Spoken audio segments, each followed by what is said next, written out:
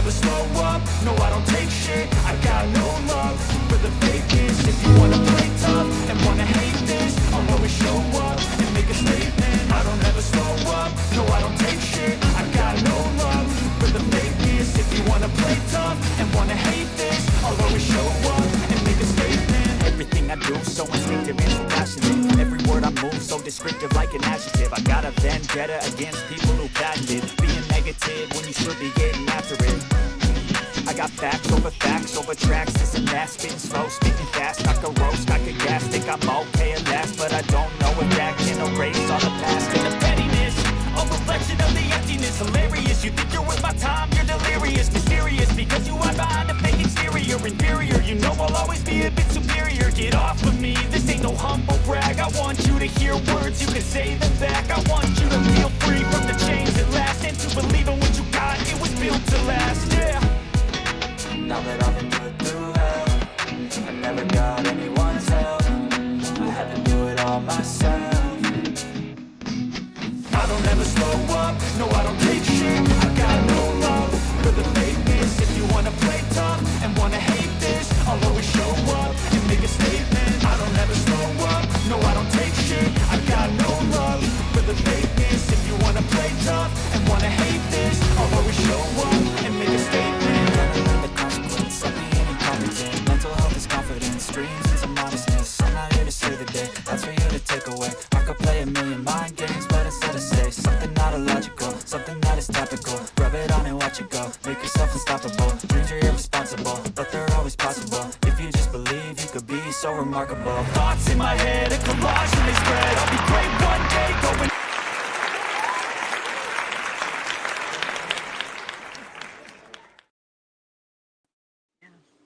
That's great. All right. Hello, everyone. Hello.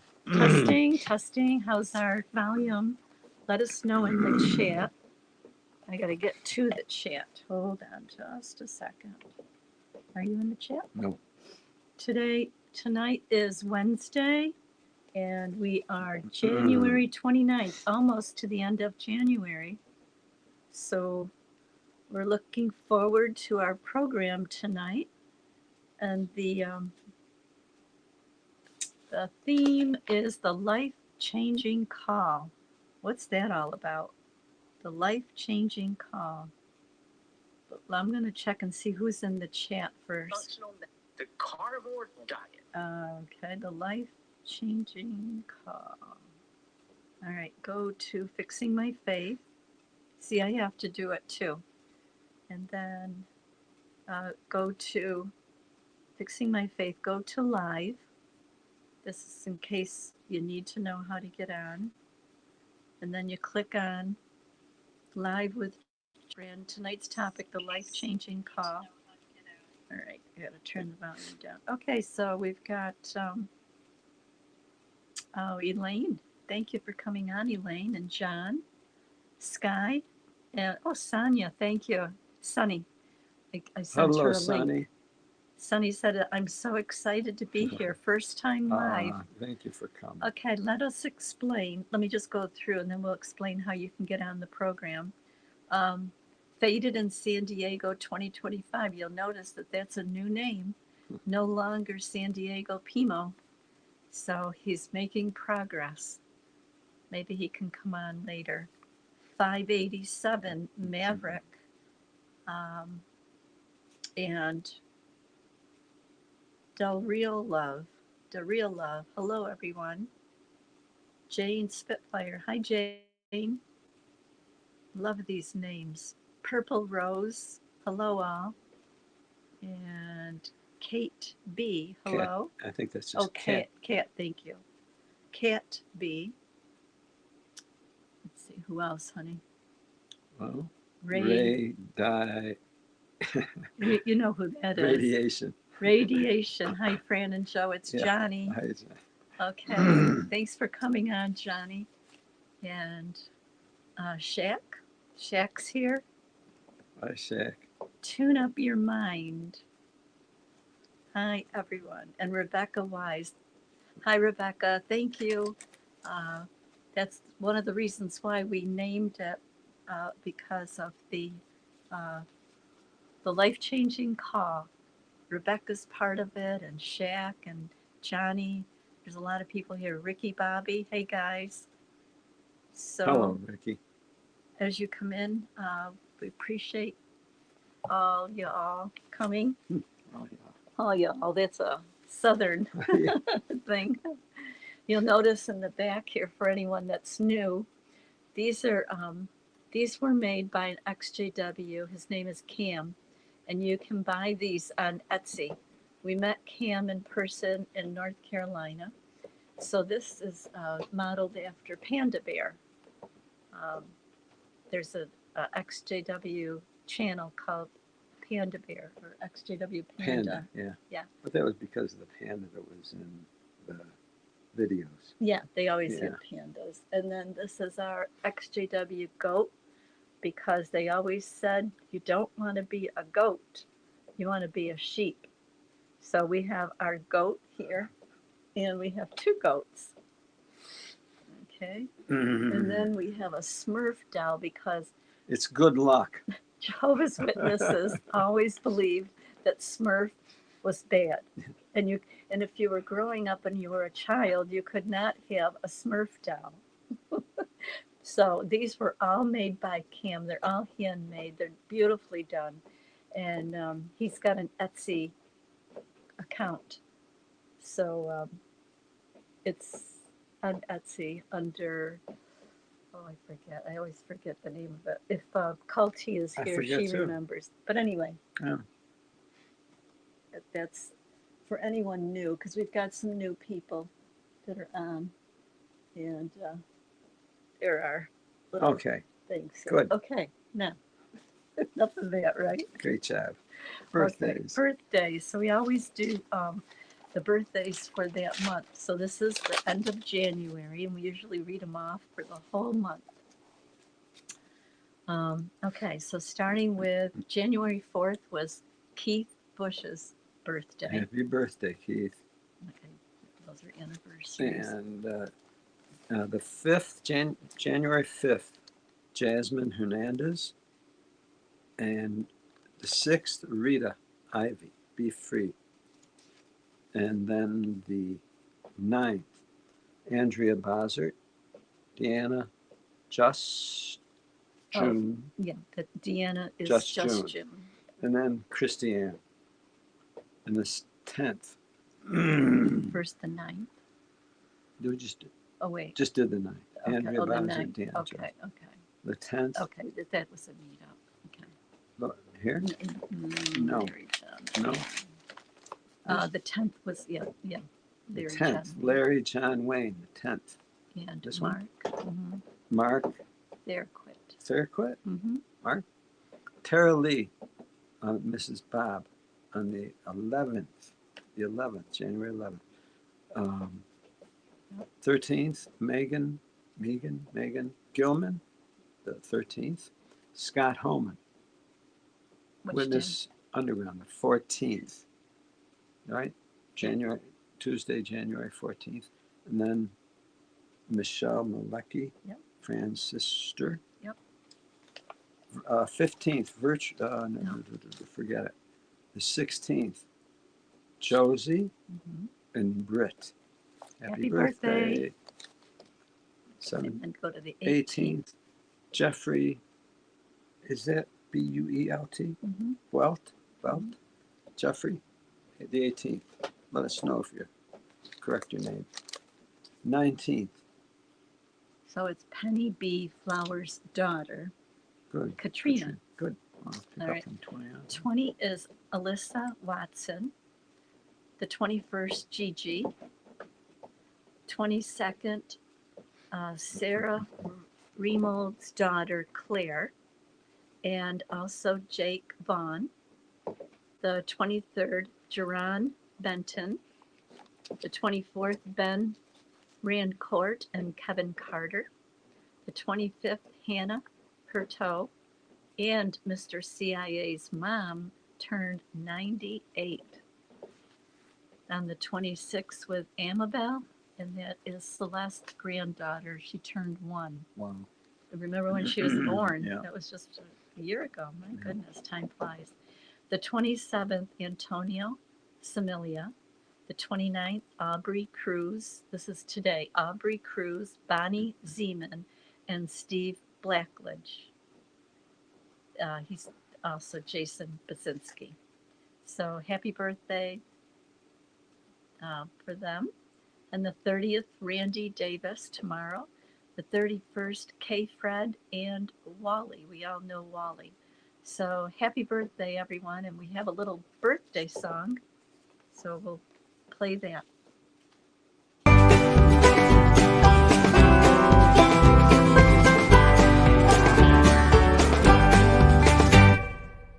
Happy birthday! Happy birthday!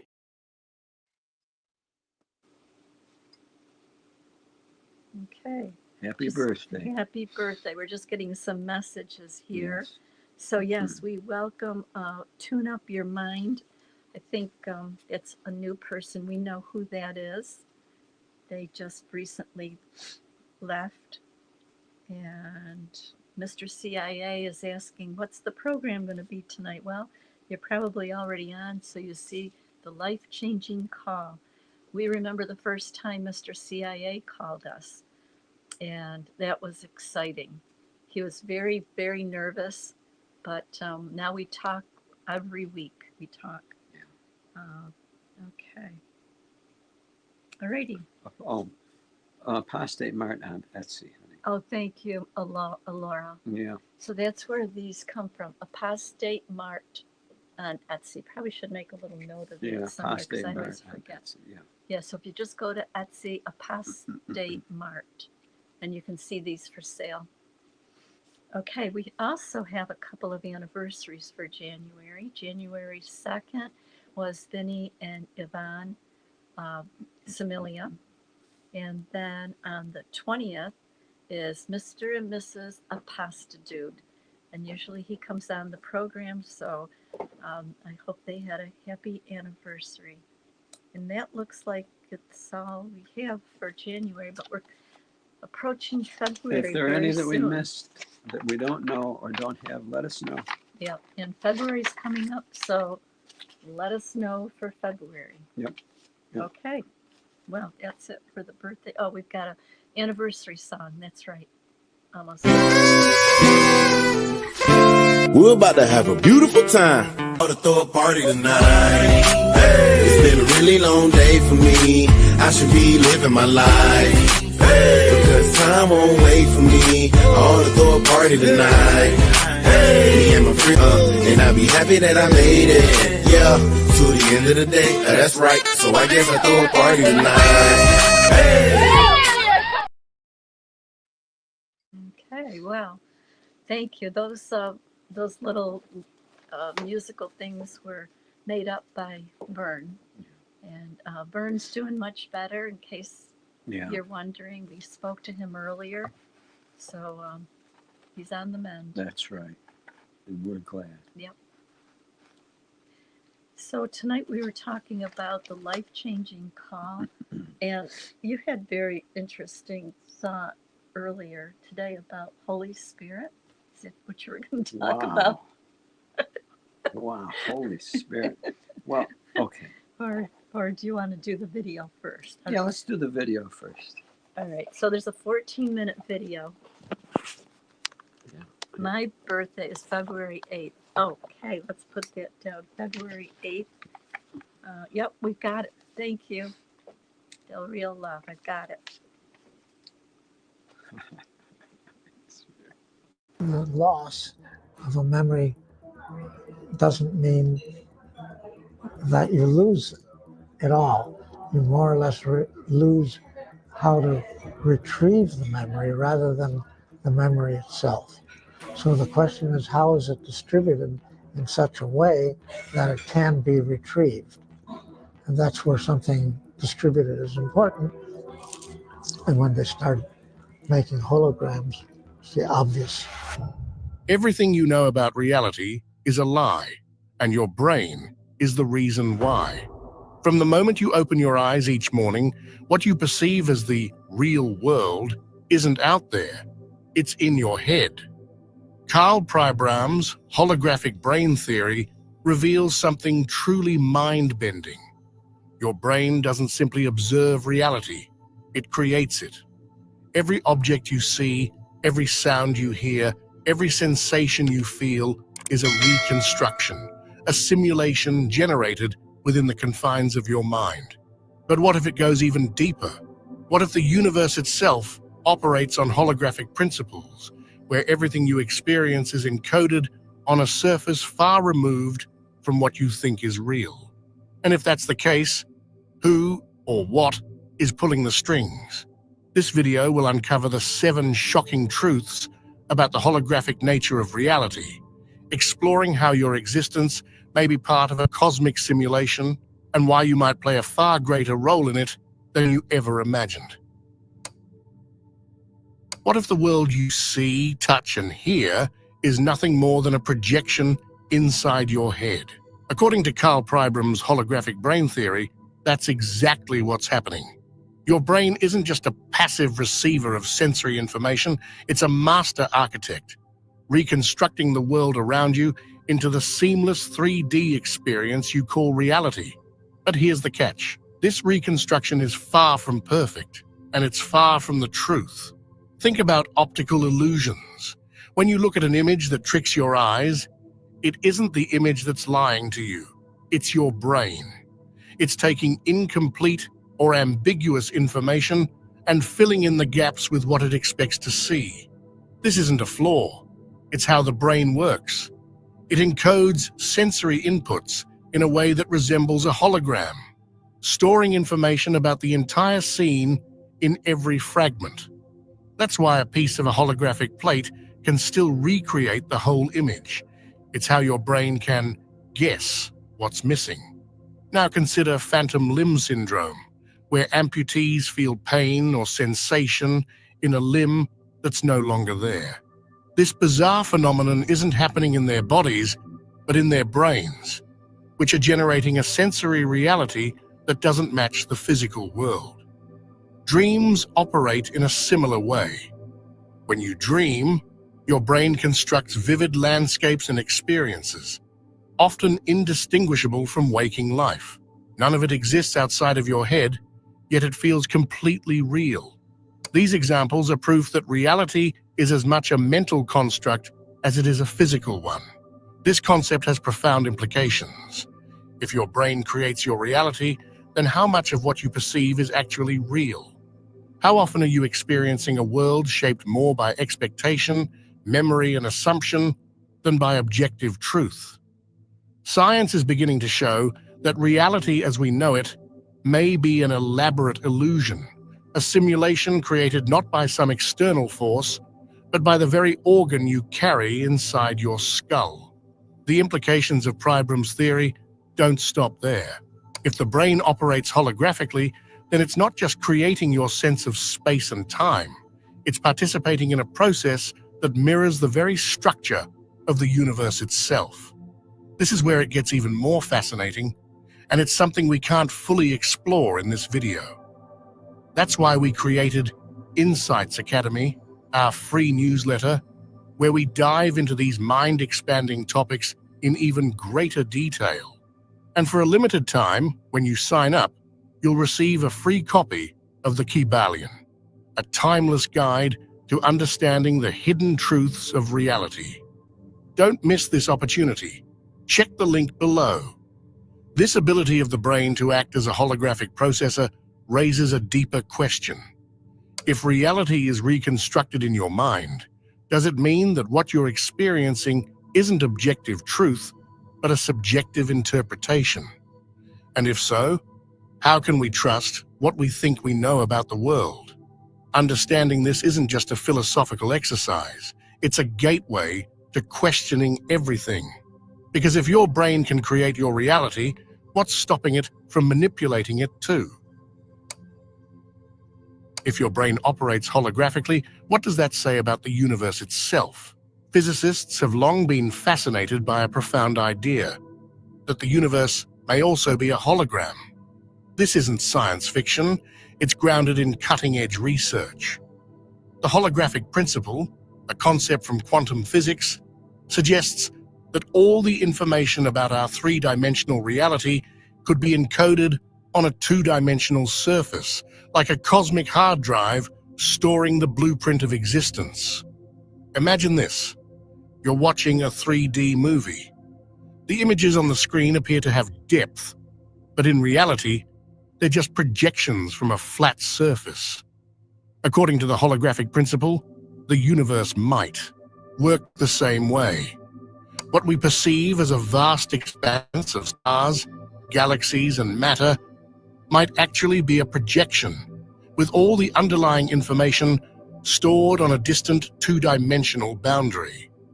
This idea gained traction when physicists studying black holes noticed something astonishing.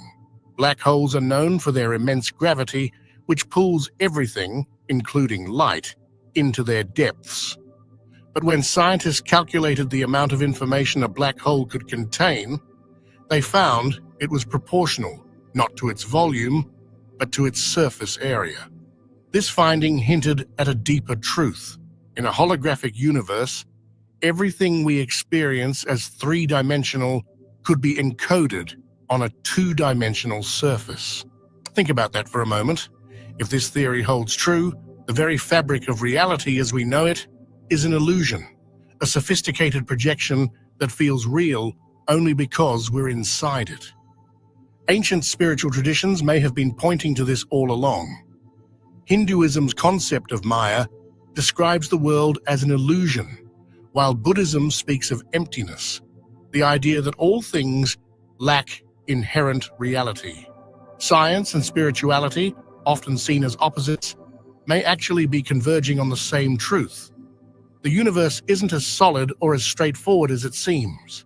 This revelation reframes everything we think we know about space, time, and existence. If the universe is holographic, then its boundaries aren't physical, they're informational. This means that every part of the universe contains the whole, just as a piece of a hologram can recreate the entire image. It's why scientists can observe the smallest particle and infer truths about the cosmos, and why patterns seem to repeat across vastly different scales, from the spiral of galaxies to the swirl of a seashell. But what does this mean for you? If the universe is a hologram and your brain is a holographic processor, then the line between you and the universe begins to blur. Your consciousness might be more deeply connected to the cosmos than you ever imagined. Every thought, every action, every intention could ripple through this vast holographic web, influencing reality in ways science is only beginning to understand. As mind-bending as this may sound, it's only the tip of the iceberg. The holographic universe doesn't just challenge our understanding of physical reality, it redefines our place in it. What if the very act of observing reality shapes it? What if your consciousness is an integral part of this cosmic projection? And if the universe is encoded like a hologram, then who or what designed the code? These questions aren't just theoretical, they're an invitation to rethink the nature of reality itself. If the universe operates holographically, and if your brain creates reality through holographic processing, then consciousness itself might be part of a much larger, interconnected system. This isn't just an abstract theory, it's an idea with profound implications for how you see yourself and your connection to the world around you. Let's start with a phenomenon that's baffled scientists for decades: quantum entanglement. When two particles become entangled, they remain connected no matter how far apart they are. Change the state of one, and the other responds instantly, as if there's no separation between them. It defies our understanding of space and time, yet it's been proven time and time again. Now imagine applying this principle to consciousness. If the universe is holographic and all its parts contain the whole, then your mind isn't isolated. It's woven into a vast, universal consciousness. Think about moments when you've experienced an unexplainable connection to someone else. Maybe you've thought about a person just before they called or sensed their emotions without a word being spoken. These aren't just coincidences. They might be glimpses of the deeper, holographic nature of reality. In this framework, consciousness doesn't exist solely in your brain. Instead, it's a non-local phenomenon, operating across the entire holographic field of the universe. This perspective challenges everything we know about individuality. If consciousness is interconnected, then your thoughts, emotions, and actions ripple through this cosmic web, influencing others in ways you can't always perceive. It's a principle echoed in ancient wisdom. The concept of Indra's net in Hinduism and Buddhism describes a vast, interconnected web where every node reflects every other node, symbolizing the interdependence of all things. Modern science may have just begun catching up to this ancient truth. Consider the implications for empathy and relationships. If your consciousness and mine are part of the same system, then the boundaries we place between ourselves and others are illusions. When you hurt someone else, you're not just hurting them, you're impacting the entire web, including yourself. Similarly, acts of kindness and compassion send positive ripples through this field, reinforcing the interconnected nature of existence. This idea also explains phenomena like intuition and synchronicity. When you have a gut feeling that turns out to be right, or experience events that seem too perfectly timed to be random, you might be tapping into this shared field of consciousness. These experiences challenge the idea of a purely physical reality and suggest that there's a deeper layer of existence where everything is connected. But if this is true, why don't we feel this connection all the time? The answer lies in the way our brains process reality. Just as your brain filters out unnecessary sensory information to help you focus, it may also filter out the full scope of consciousness. This isn't a flaw, it's a survival mechanism. If you are constantly aware of the vast interconnectedness of everything, you might be overwhelmed. Instead, your brain gives you just enough to navigate the world efficiently, even if it means obscuring the deeper truth. Understanding this connection isn't just a fascinating intellectual exercise, it's a call to action. If you're part of an interconnected whole, then your choices matter more than you realize. Every thought you think, every action you take, contributes to the collective reality we all share. The question is, will you use this knowledge to elevate yourself and others, or will you remain trapped in the illusion of separation? The interconnected nature of consciousness reveals something extraordinary. The universe isn't a cold, mechanical system. It's alive, dynamic, and profoundly unified. And you're not just a passive observer within it, you're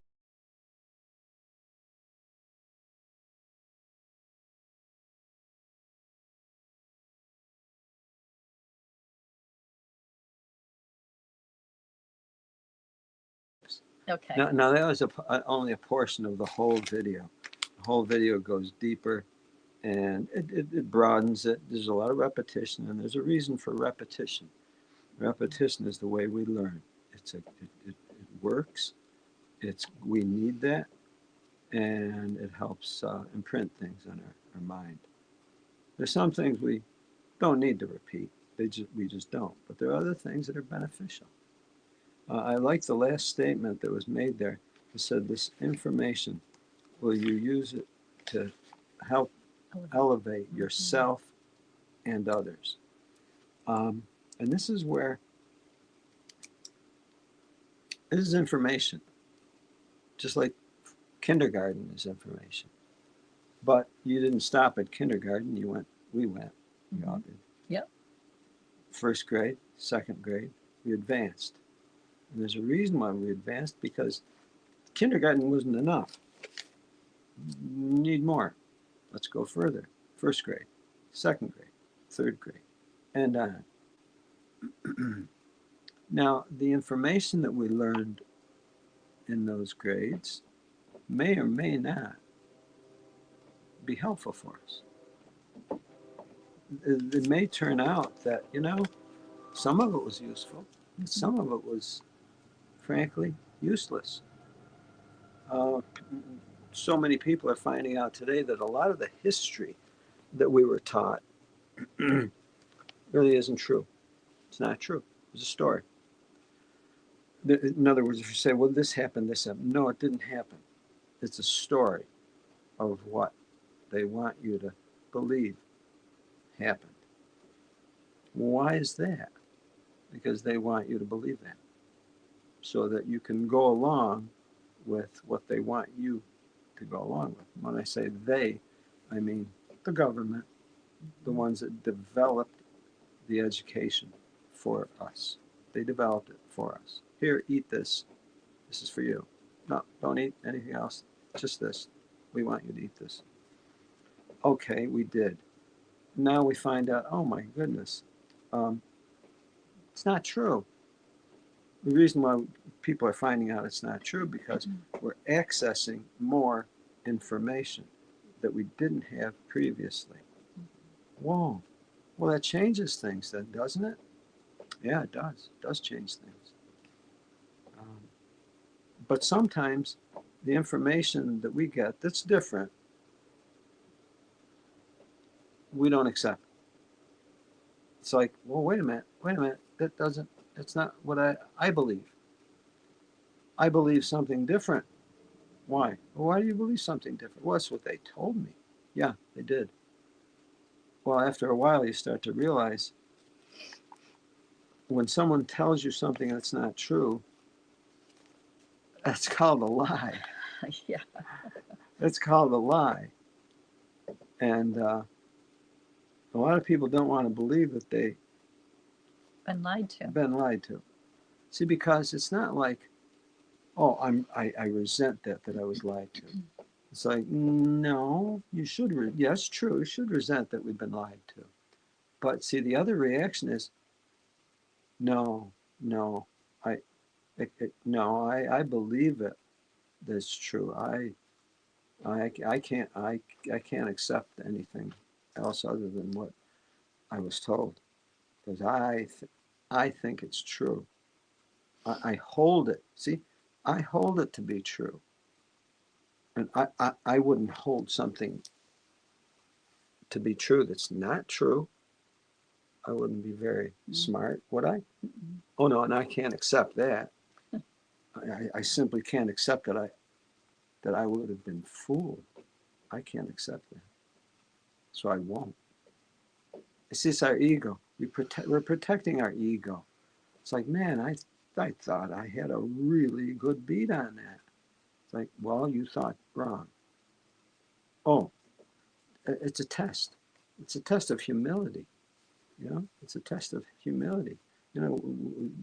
Is your ego so important that you can't allow it to be reshaped or attacked or changed or added to?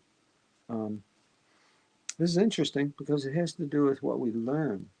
And if a person really wants to learn what's true, they're going to have to kind of set their ego aside and have to accept things that, man, I don't know if I like that. Or I don't know if that doesn't make me comfortable. That makes me very uncomfortable. Or, well, what do I do with that? It upsets our world. And so now we have to make an adjustment. So we're learning so many things and we're being exposed to so many things that's encouraging us to make a change, to add to what we know, to subtract what we thought. And it has an effect on us. I'm sure everyone is going through that now. Some more than others. There's some of us out there who are really avid researchers. In other words, we're hungry for information. I like to devour information. Others, well, I don't want to cloud my mind with anything new or different. I got what I've gotten there, and that's it. I reject anything new or different. It's too difficult or to to readjust to, and I don't want to do that. Okay, well, fair enough. No one's forcing you to. But the problem is, we could be holding on to something that isn't true. In other words, holding on to a lie. Because the lie is apparently more comforting than the new information which is available. So it really tests. It really is a test of who we think we are. Oh, you think you're someone who likes truth? Yeah? Well, here's a truth. Here's information. Oh, that's not what I think. Well, it doesn't matter what you think. It matters what has been proven or shown to be real. Well, and frankly, the nature of things is such that we're building truth. We're building now a knowledge base. Why? Why can't we have it all at once? Because we don't learn all at once. Because we don't find things out all at once. Because what we thought was red is really green. Because what we thought was hard is really not hard. Mm-hmm. Because what we thought was quote unquote good is really not good. It's like, that's challenging. I mean, that's upsetting for a lot of us. It really is. Are you ready for someone to come on? Come on. Okay. Yeah. Vic wants to come on. So Shauna wants to let him on. Hi, Vic. Hey, guys. Hello. How are you? How's everybody doing? Good. Thank you for coming on. Yeah, I love tonight's topic. I agree 100%. Yeah, it was once I left, that was one of the things I did. I jumped into everything that they told me I shouldn't be learning. Evolution, history. And I think I've been there like last 7 or 8 years devouring as much as I could. Can you hear me okay? Breaking up a little bit. Oh, okay. Let me change my settings. I'll be right back. Okay. I think it's Vic Cruz. Hi, Annie. Hi. Good evening. How are you? Good, Annie. Thank how are you for joining us. Yeah. For anyone that's new, okay, this isn't magic that just happened. If you go to the top of the chat, if you go to the top of the chat, you're going to see black, yellow, and blue. Yellow, fixing my faith, and the blue is the HTTPS. Just tap on that, and that'll bring you on stage. And then you have your microphone. You have to turn your microphone on, and you do not have to put your video on. Vic, are you also Vic Cruz? I am. That is me. Okay. All right. Good. Okay. I just wanted to make sure we weren't confused. Okay. Well, welcome, Vic. Can you hear me better now? Yeah. Yes. Yeah. All right. Perfect. Yeah. It was perfect. It was just exactly what I did. I spent the last few years reading as much as I could and learning. I was devouring information, like you mentioned earlier, Joe, as much as I could, because I just wanted to know.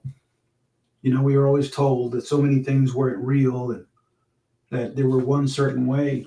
And it takes a lot to make that adjustment, to accept the things as they are.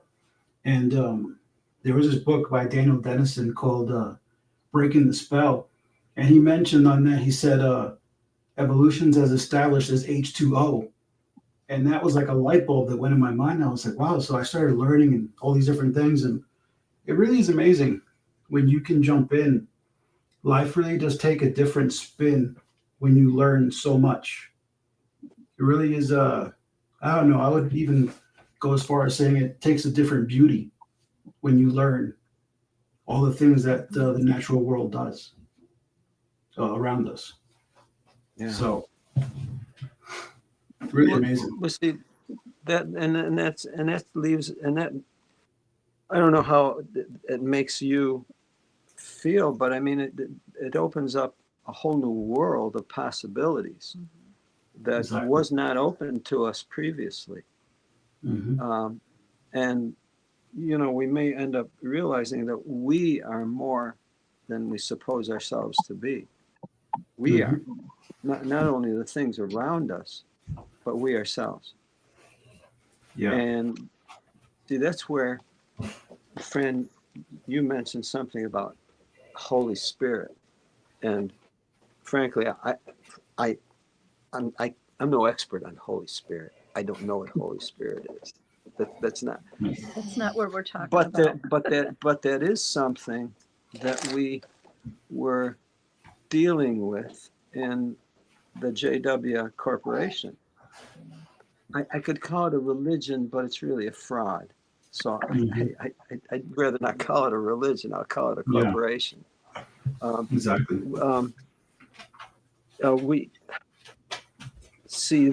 We were always encouraged to beg and seek and pray and whatever Holy Spirit. It's like, yeah, okay. I hear you. And I mean, from everything that we've seen, I mean, if there was this amazing Holy Spirit present, life would be amazing. People would be flocking to that organization. Yeah. We'd have to beat them back with sticks. But that was far from that. But yet there is something that I always believed in and still do all the more, is the human spirit. The human spirit that we possess. That we use and that we look for in each other. And that's where in this arrangement here, we're here and I'm looking for inspiration, human spirit. That's what inspiration is, the spirit that I get from you all that I need. And my desire is to share that back with you. We need that from each other. And then through that, we find out that we're more than we thought because, we receive more from others. We were not allowed to develop that with each other. We weren't allowed to. It was conditional. We were allowed to seek it from. Yeah. And they talk about brotherhood, and it's conditional. And I felt like outside of the organization, I found actual brotherhood because there wasn't connected. I believe the same thing. No, we can believe completely different things, but we're much more than that.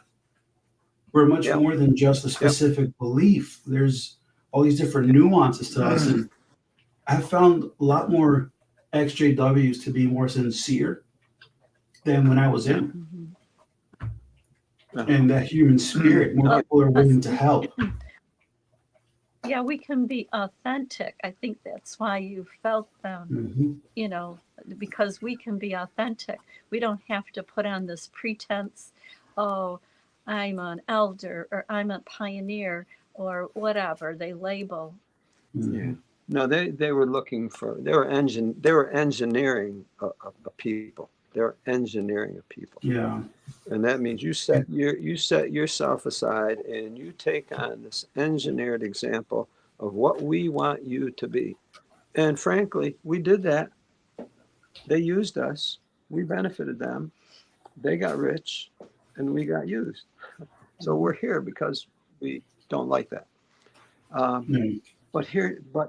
But the other side of that, and that's the theme of tonight's program, is what? The life-changing call. The life-changing call. So in other words, if we didn't like our life in that organization, I didn't. I hated my life. I hated myself in that organization because I wasn't. You weren't being yourself. Myself. Yeah, you're not authentic. Yeah, exactly. I was allowing myself to be animated by some other life. It was obscene. It was just not right. So yeah, you end up feeling that you just don't belong there. You're there, but you feel like you just don't belong. I didn't feel like I belonged there. Right.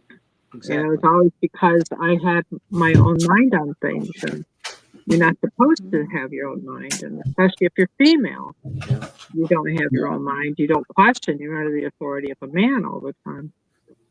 So that's why I always felt, I mean, the outcome supposedly was going to be either eternal life or eternal death. And I always figured I was going to get eternal death because I didn't fit in. I knew I didn't fit in. Yeah. And Yeah. the things I did, I did them because I thought maybe I could save someone else. They could have eternal life. But I never expected to get it. That was something that bothered Annie, me too, how women were treated. Because some of my favorite people are women. My mom, my sister, and my mother, pioneered for years. And I know when I was younger, I don't know if they still do this, but if there wasn't a baptized brother, the sister had to cover her head. Yeah. I don't know if they still do that. And it used to bother me because I just think my mother knows way more than all these people here. Why is she treated less than? Why, she could run circles around everybody here with what she knows. And it always bothered me. It's just not, it's not fair, to be treated like second class beings created by the same creator, but just because you're female, you're less. It just doesn't make sense. Well, they would say even like with Judge Deborah in the Bible and other women, they would always say, yes, they even prophesied, but they were always under the authority of a man. They always would say that.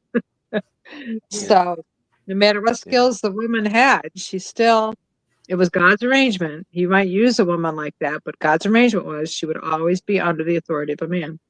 So they would kind of like the idea if a girl went from her father's household to a husband, where she always had a male head over her.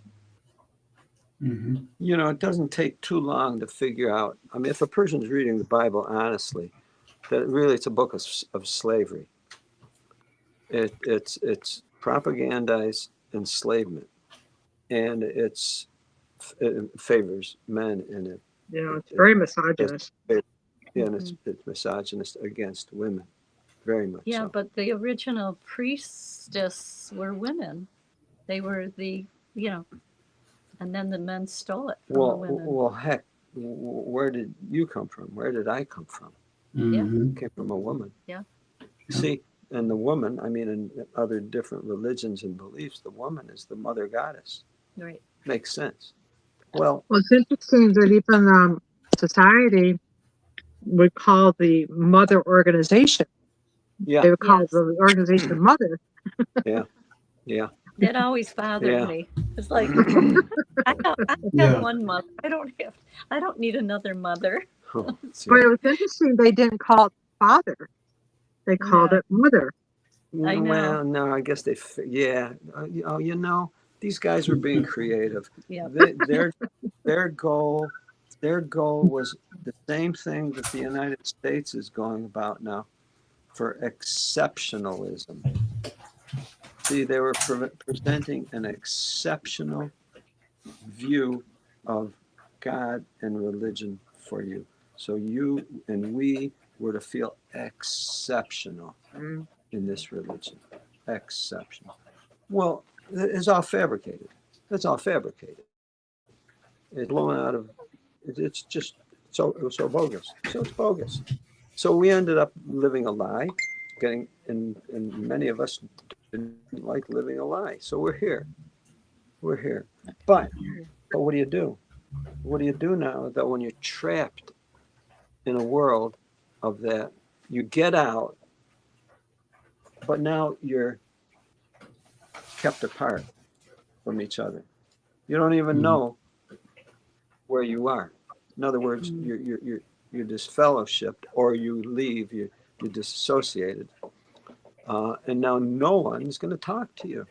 You can't even find out who else is leaving or out, because no one will tell you who's in. Yeah, There really is a problem. That's the whole reason for the shunning, for the disfellowshipping.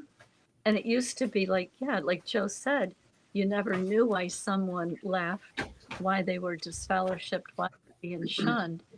And it was always kept secret. Yeah. Yeah. So so our mission that we took on was to help unite the ones that were disunited, that were separated out. And that was starting on the internet, through all the friends, exes that started making videos. And early on, we watched Wendy Renee because Wendy Renee would always interview people. And she interviewed Ken Mayo. I think there's like 3 interviews of him. And he put his phone number out there. And we go, wow, we can actually call someone and talk to someone that's out. And he was an elder. He was a pioneer. So, we could relate to him. Yeah. We did call him and left a message. He called us right back. And that was the beginning of why we called this the life-changing call. The life-changing call. For us, it was. That was. Somebody's got a lot of noise in the background. I think it's Vic or Annie. Somebody's got a lot of noise in the background. It may have been me. I had to get my dogs are Annie, bothering me, so I had to get them away. Yeah. And Fran, I called Ken Mayo too. I called Ken Mayo. Oh, sorry. I was going to just add to that. Am I? Okay. I don't know why.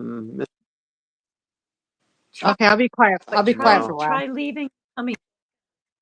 No. Just try leaving and coming back on. It might be your internet. Yeah, because you got a bad. But come back. Don't go away. Can you guys hear me okay? The reason why we say it's a life-changing call, it was for us, number one. And number two, as we put our number out there as well, and people, trouble connecting. This is often caused by an unstable internet connection. Move closer to your router if you're on Wi-Fi. Okay. So yeah, if everyone, if you need to.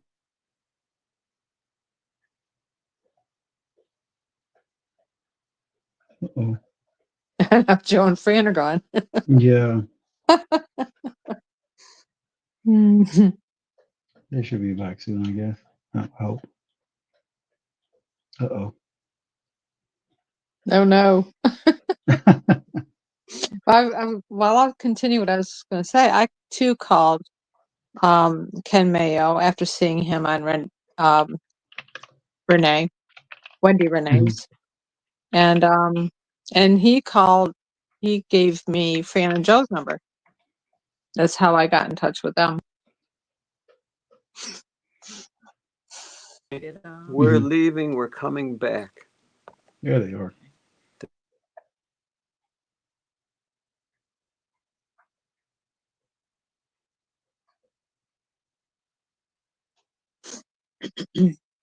There'll just be a moment, guys. So just chat amongst yourselves. Okay. So you're saying? Vic, what is your story? I don't remember seeing you on here before. I joined a few weeks ago, and I saw them. I met them, I think, through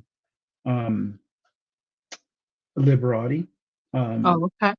And I went to a meet, and seeing my parents are about the same age, and they impressed me so much because to make that jump after being in for so long is really impressive. And I like what Joe is saying, how they want to help people, because I think a lot of ExJWs and apostates get the organization gives them a bad rap. And everybody assumes, you set that label apostate and that's it, conversation's over. But seeing people like Joe and Fran that are kind, soul to the earth people that care, that want to help, is what the majority of us are. Most of us that are out care because we know what it's like to be out and the pain that people feel when they're out. Yeah, I was born in, and I'm now in my 70s too. And I woke up during COVID, beginning of Oh, COVID. wow. That was perfect opportunity. I mean, I was kind of waking up before. I always had things that I had questions and doubts about, which I put on the back burner.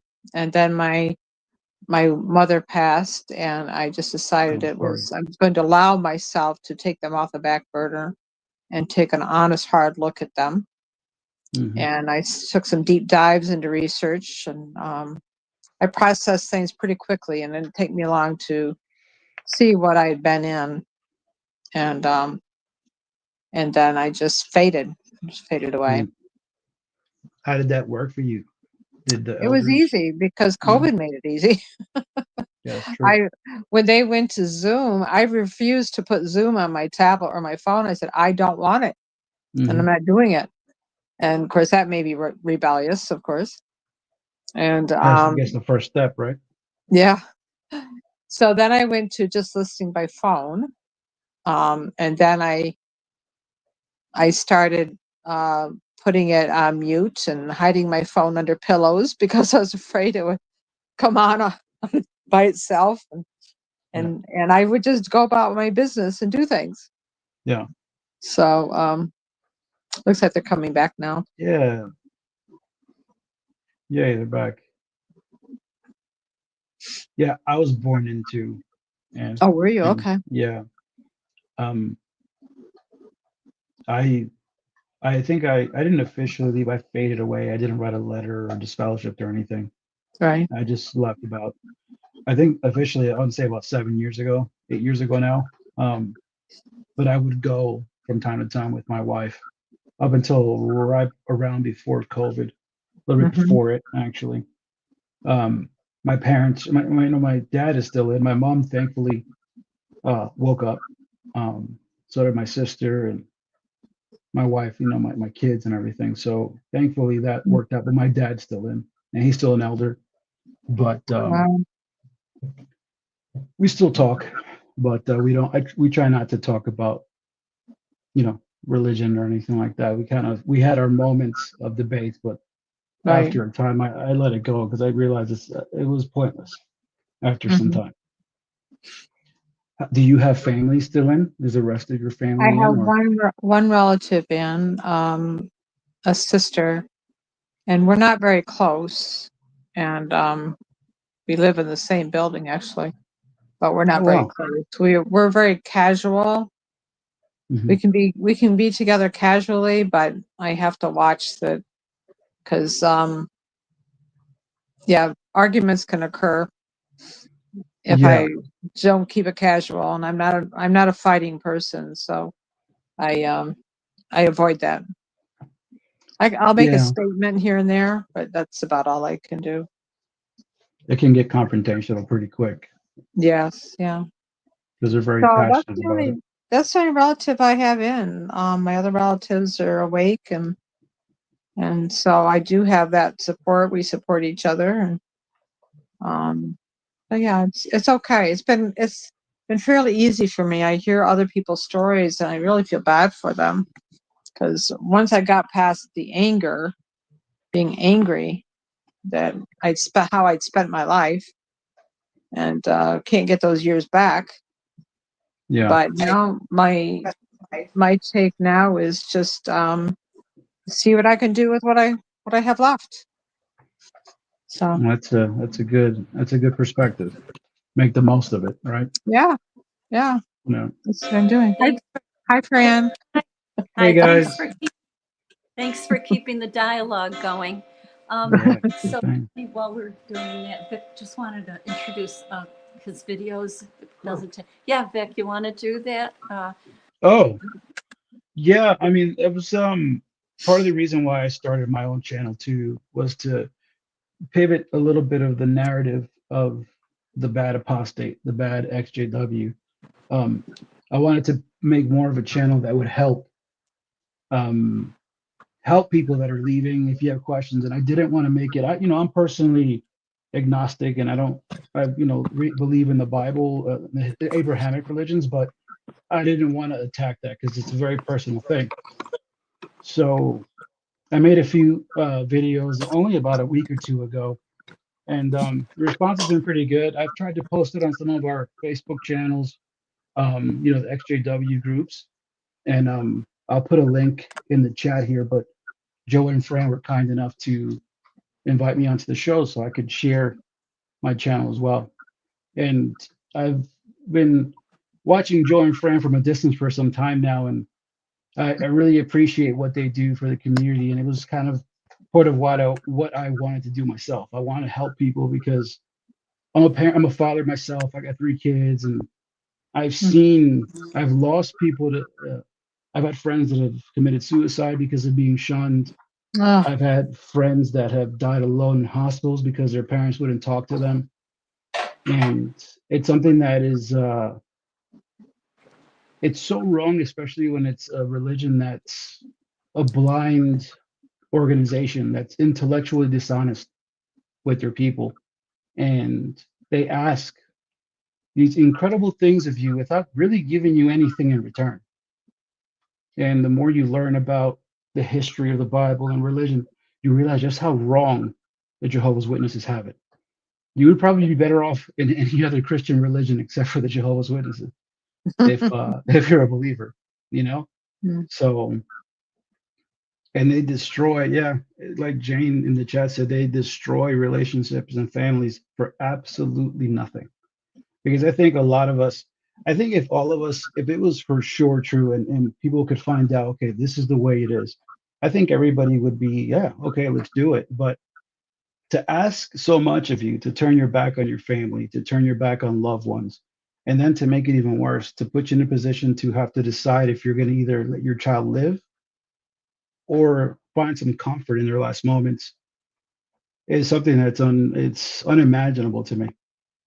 So I wanted to provide a voice that was more positive, and I'm looking forward to doing some interviews of people because I want to highlight people that have been successful out of leaving, found happiness, because that's what me and my family found. We found a lot more happiness out, being authentic, being genuine, and just being normal people in humanity, trying to do the best we can for everybody else and our kids. Well, we appreciate that, Vic, and I'm sure you're going to do well with that because we do need a lot of positive energy. Yeah. It's one of the things that we've been watching is, well, to go back to the theme of the life-changing call. Because we put our phone number out there, we never know who or when someone's going to call us. And usually the first thing is they're all choked up because this is the first time they're actually talking to someone. They may start crying. It's very, very emotional for them. And we just say, okay, just take your time. We're here. Take a breath. And we just start talking. And usually, they have a story. We all have a story. Mm-hmm. And and Joe will always say, your life has just changed. This call, your life has just changed right now. I know ours did when we called Ken.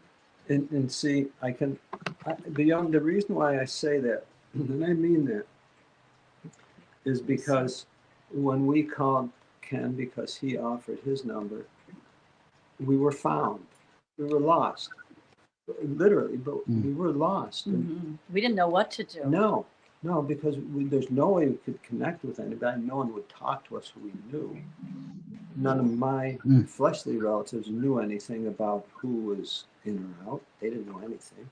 We had their support, but we didn't have any information. And we were totally in the dark. Right. At that point, we said, well, look, we've got to somehow find out who else is out. I don't know how, though. We were going to put ads in the paper. I'm trying to remember what we initially did. Okay, so the first we had thing. a sign out in front. Yeah, that was not initially, but we did. We put it for a local. But the first thing was we went on Reddit and we put our phone number on there.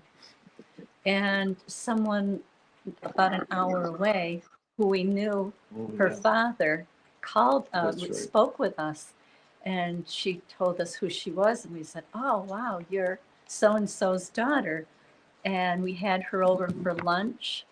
And it just so happened to be her birthday that day. We didn't know it. Amazing. But that was like the connections started, and they just started growing. And then because we were on Wendy Renee and did an interview with her, then we put our phone number on just like Ken did.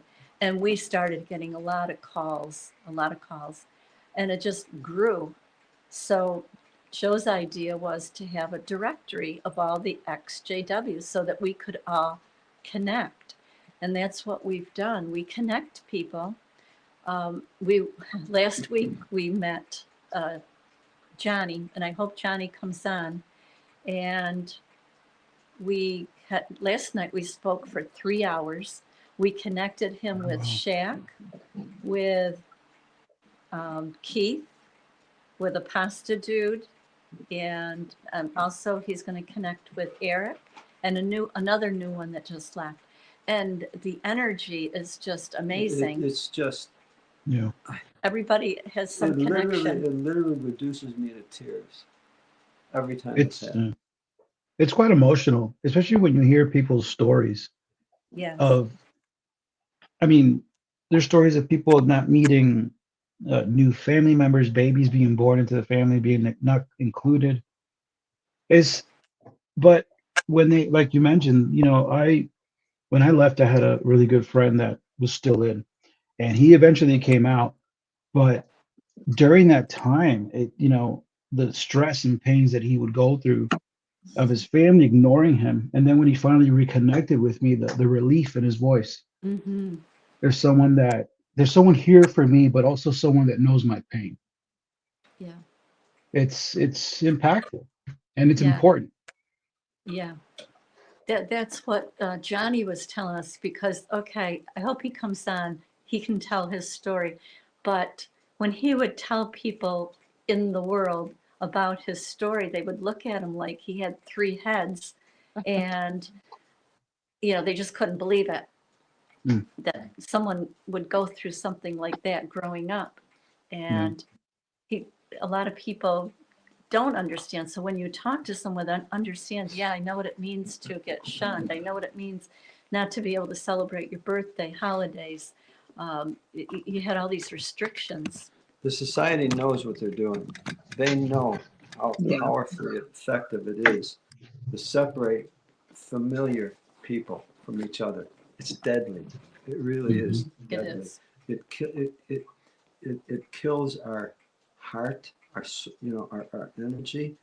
It takes away the future of what our life was going to be, our vision. And so until a person has someone else who can understand that and then assist each other to go forward, it's just hard to describe how in a destitute situation they're in. Mm-hmm. And that's exactly what we experience every time someone calls us. Mm-hmm. And I'm so glad they call us.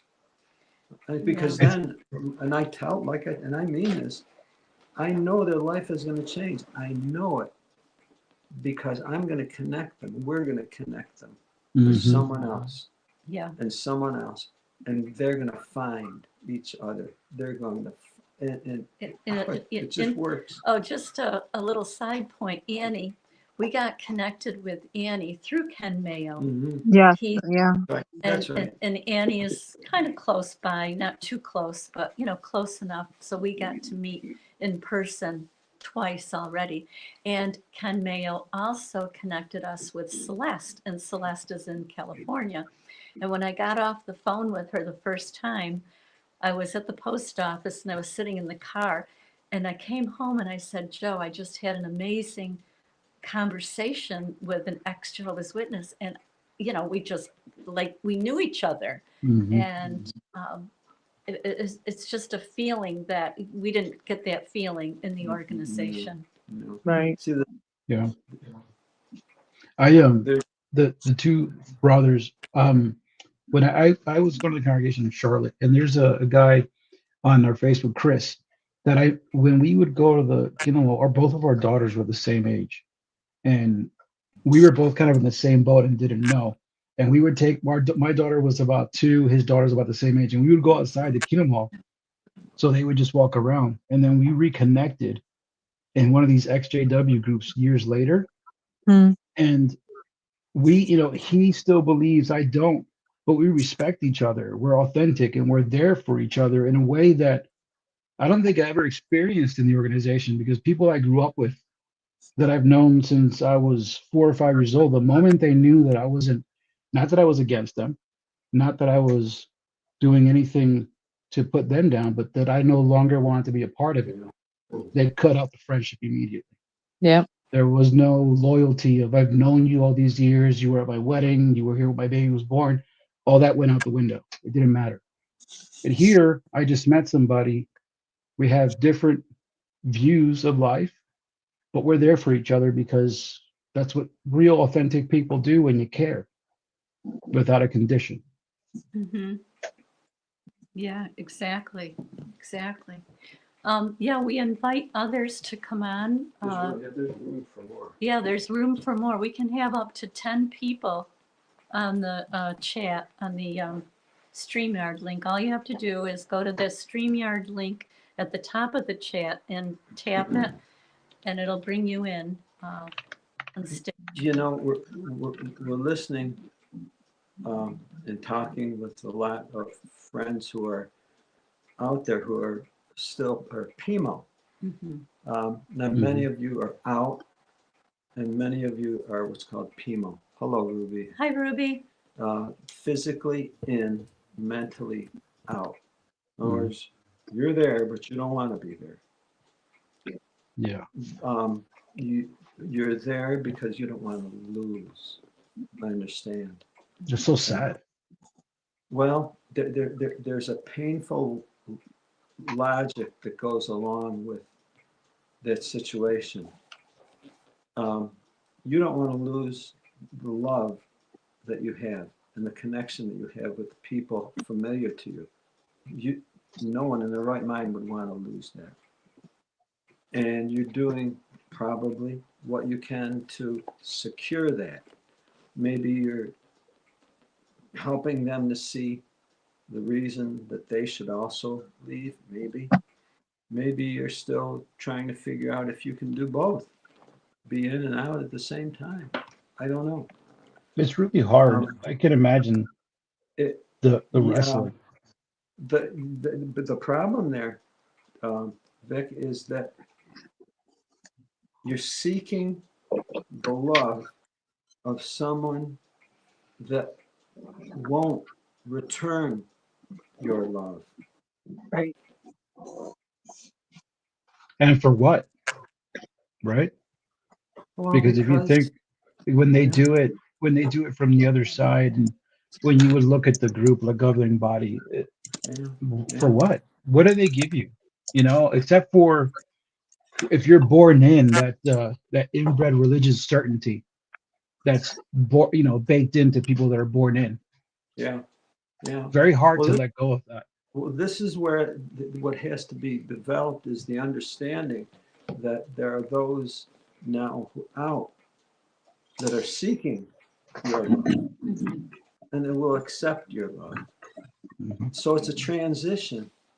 It's a very new transition taking place, and it's a hard one to understand, for some to understand, that those familiar with me won't love me. They won't love me.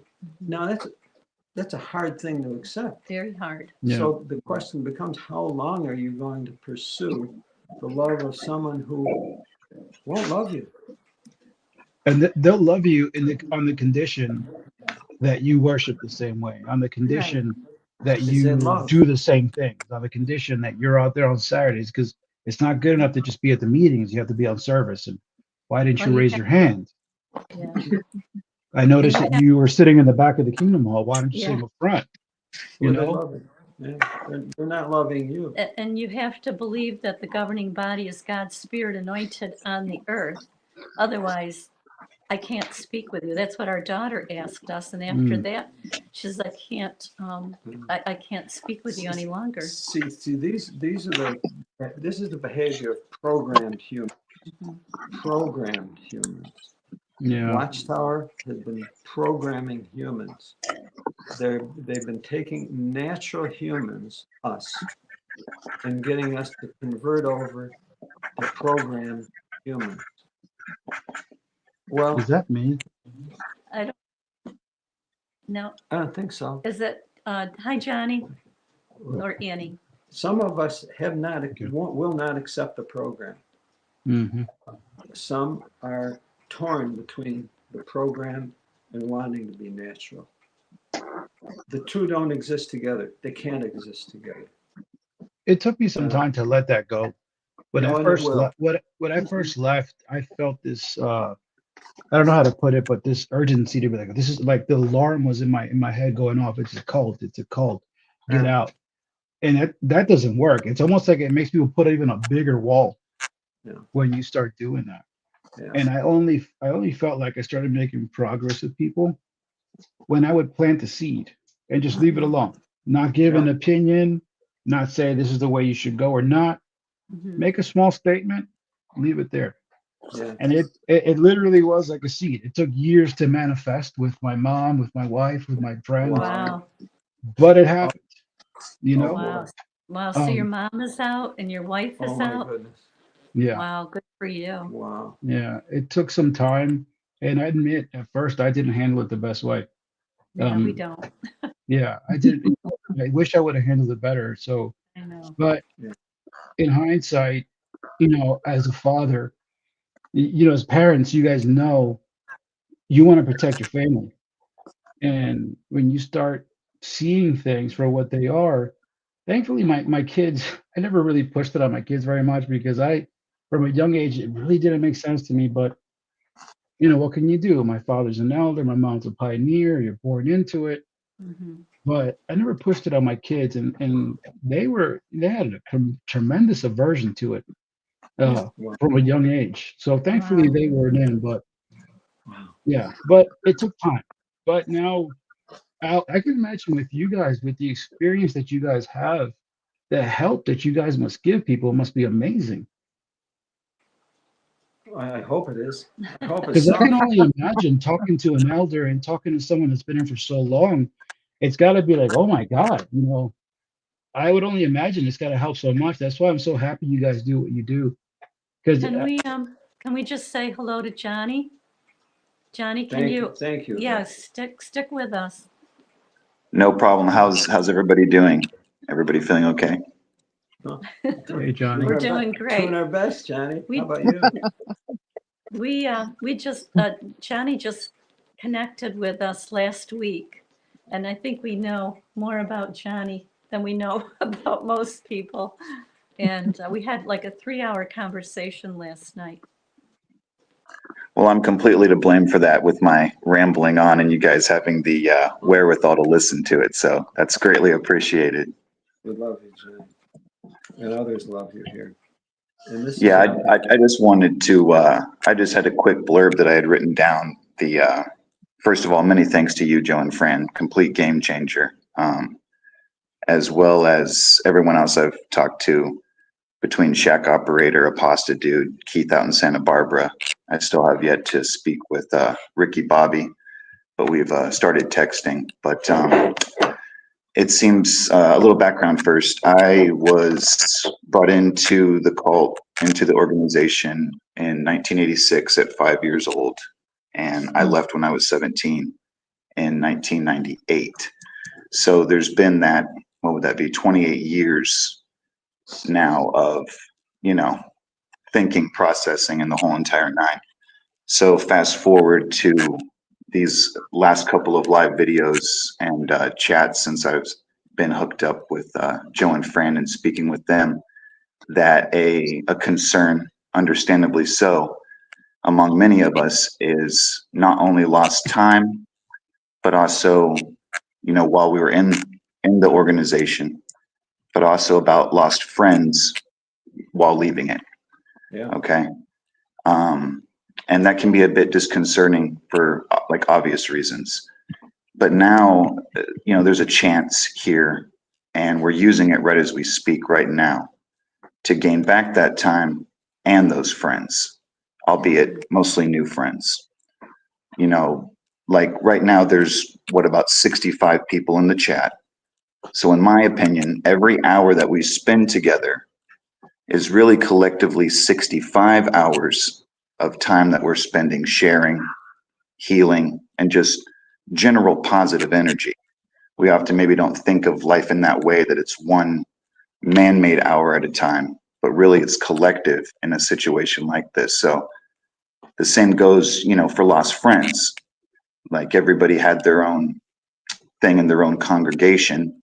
For me, when I left at 17, that would be, right at the height of when friends in those formative years are very important. So when I left, I lost around 200 brothers and sisters all at once. Some of us lose one brother or sister, whether they're blood or not, and that can be more difficult, like already difficult enough. But many of us lost, 100, 150, 200 or more, at least in our own local area. So point being is that now we can gain all of those people back in one way or another, and even more.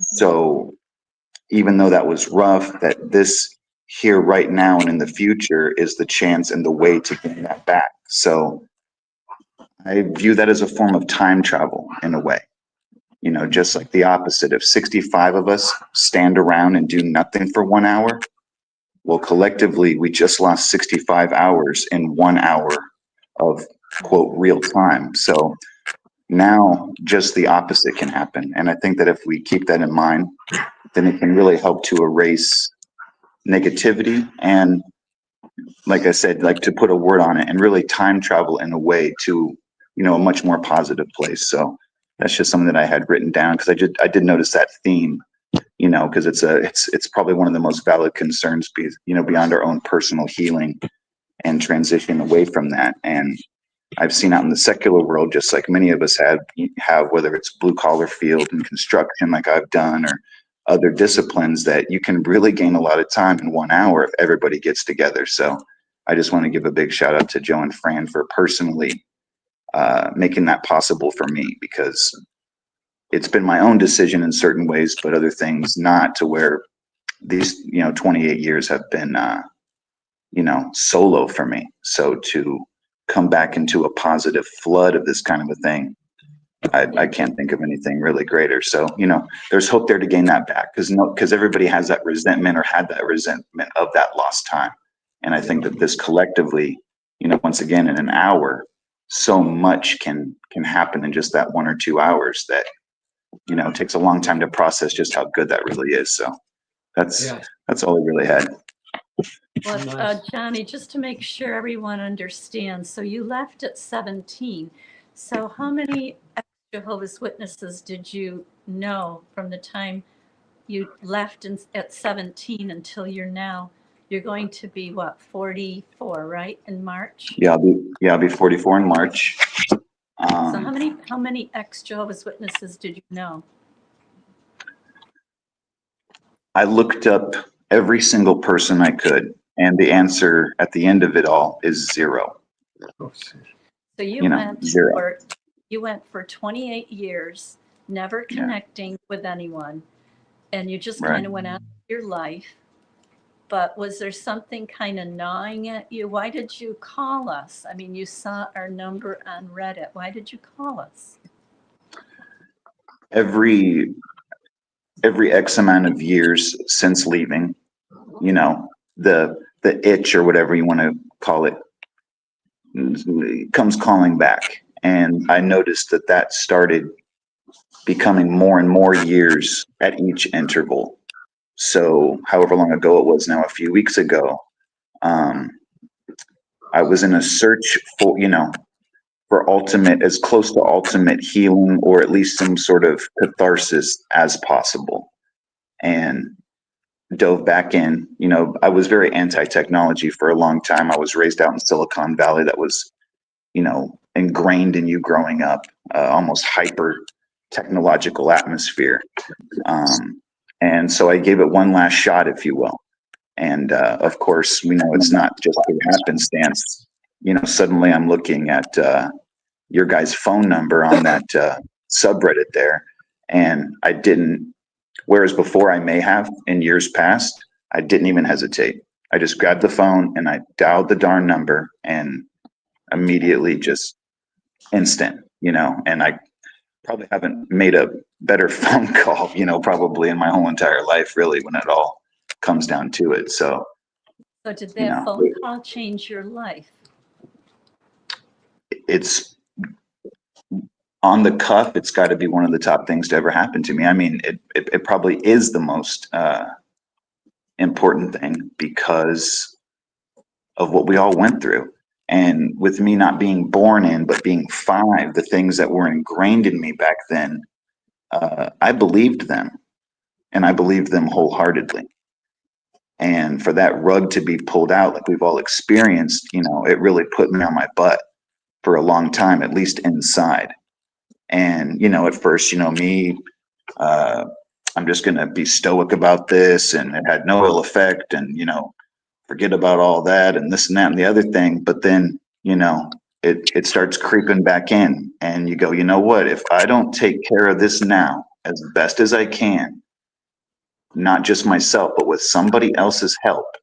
You know, I was never into going and paying somebody that I didn't know to listen to my problems. That can work for some. For me, I just didn't see that as a way. And I felt that no one but other people who had been through what we've been through would understand or get it, if you will. And that's, of course, exactly what's happened. So I couldn't be happier with making that phone call. Your guys' number was just staring me in the face, and I don't think I've ever dialed a phone number faster. Johnny, and this is what I've always, I'll go back to the topic of Holy Spirit versus human spirit, and the human potential that goes along with our spirit. And when we connect it, that's when we see its power. And that's what we're here for. We are here to gain that spirit. And we do, that human spirit from each other. We're all doing that. You're all doing that with each other. And it's the most, frankly, it's the most powerful situation I've ever been in, where people collectively give to each other. You're doing that. And so when we get that phone call, right away, my wheels are spinning, like, who can we connect this person with? Right. So when Johnny called us the first time, we did a 3-way call with a pasta dude, and we see a pasta dude is on stage. So you want, hi, a pasta dude. Hello, and hey, Johnny, how you doing? Hey, what's up, brother? How you doing? I sent you that one video, and you got right back to me, and I thought, boy, I can feed you a ton of videos. Oh yeah, I've got my fork and knife quite handy for sure. Because man, the deconstruction part is so healthy. It takes a little time, but it's really worth the effort. You know, get it all cleaned up, pull all the plugs. Yeah. Right. It's best to get, you know, not a Band-Aid on something, but get the cure injected, if you will, and get it over with so that we can live the best life that we possibly can from here on out. Yeah, I was listening to Vic earlier, and he was talking about some family where he was telling him what it was like, and I had the same experience. My brother knew I was in. He's about 10 years younger than I am, and so he's seeing me. I had the occasion to use his domicile for because I was working long distance. Long story short, so I was staying with him, and at the time I was waking up, I was kind of unloading it on him, and there was no way he could figure it out. He was like going, "You got to be kidding me." You know, I said, "No, that's what really was happening. And that's the you know, you get kind of smothered when you're in." Right. It can be an overload for people that are hearing it because, you know, they see it from the outside, you know, well-dressed people going from door to door, you know, pretty much keeping to themselves otherwise. And then it's just like a lot of things that, we kept behind, closed doors, if you will, or within the organization that can be an avalanche for them as well. Like, pretty much, are you kidding me? There's a bit of, they have to suspend disbelief in order to get to the end of it, and then, go, holy moly, that's really, really intense to varying degrees depending on the person. Yeah. There's a JT, it's another channel that many know called Critical Thinkers. And he told a story one time how he was explaining, it might even have been a therapist, and he gave him the weekly schedule, and he went, so yeah, we study on Monday and we go to the meeting on Tuesday, then we study on Wednesday and we go to the meeting on Thursday, and we study on Friday so we can go out to service on Saturday, and then we study on Saturday to go to get ready for the Watchtower on Sunday. And he goes, wow, how often do you do that? He goes, oh, it's every week. It's for life. I just explained that to a friend last night, was exactly that Monday night, Tuesday. And that's, of course, in addition to, just like Vic, parental responsibilities that he was taking care of, and like everybody else was. And of course, chores and secular activities, school, the whole nine. And, when your circle is limited to as much as possible, to those 200 people or however many you had in your congregation. Of course, there was supposed to be, at least in my days, 7 million of us, but that wasn't possible to meet all of them. That connection out of 168 hours in a week, that if you were doing it right, quote unquote, you were spending as many of those 168 hours doing, barbecuing with members of what I call the cult, etc. Yeah. And it's only after you get out of that forest that you can see those trees individually and go, man alive, how did any of us really make it out with half a brain? And then, to actually go farther and reconnect. I mean, that's harkens back to what Joe was saying about the human spirit, that at least my deal was, wandering the country, and maybe many of us were doing the same physically or mentally, and wandering after leaving and trying to find that place, and maybe trying to find that place in new friends and new activities, and all those things are great. But within that, there's, at least for me personally, was this thing inside that says, man, nobody gets it. Maybe I don't want them to get it, but nobody gets it. And now, we're connected to people who get it. Yeah, you just touched on a point that's really interesting, how much of your 168 hours was consumed. And remember the Bible study pitch? You just ask them, is 1 hour a week enough for you to gain everlasting life? Just jerking that lure in the water, The carrot on the stick. Yeah. So yeah, it's great way you're perking up, and that's the point about this community, is we all have that in common, and we all get it. You can talk to us. It's nice to meet you, Apostle Dude. And it's good to meet you as well, Vic. We haven't spoken yet personally or anything, but I saw you on one of the last chats, I believe. So I appreciate what you've had to say. I've been taking copious notes.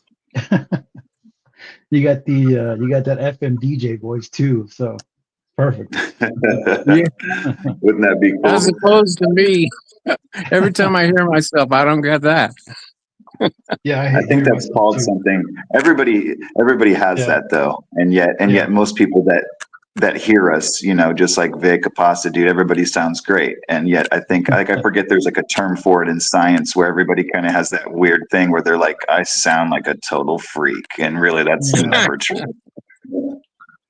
Yeah, I can't. So true.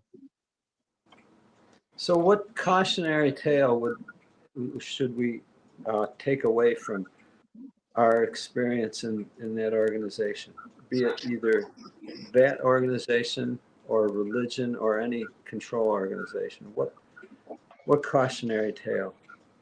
It could be anything. What have any of us learned? Scrutinize everything.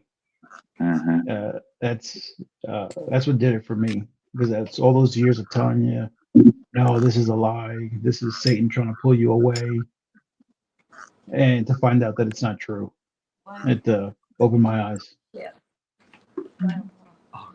Be So careful not to what is fall it? into be careful not to fall into another cult-like situation, because it seems to be easy to do for people who come out. Mm-hmm. Why? What is it about us as humans that draws us to situations like that? Community, I think it's a lot of it. Needing to Okay. belong somewhere, fit Yeah. in somewhere. Yeah, Yeah. need to belong. You can't take that away. I mean, you can't live as a rock in an island. So, what now? What now? Find new community. Look Okay, in your local good. community. Find people you can connect with. They're there. There's good people. That's right. I agree. You see, we have one here, but this is digital. This Right. is this Mm-hmm. goes down. What do you do? Yeah. And that's where you just, Annie, what you just said, look locally. So we always encourage everybody to develop a local community with the people right next door to you, down the street from you. Because we may be reduced to something like that if the internet goes down, or when the internet goes down. What then? Yeah. I excuse me, volunteer at the local food bank, which puts me in touch with people in the community. Nice. And what's that like, Annie?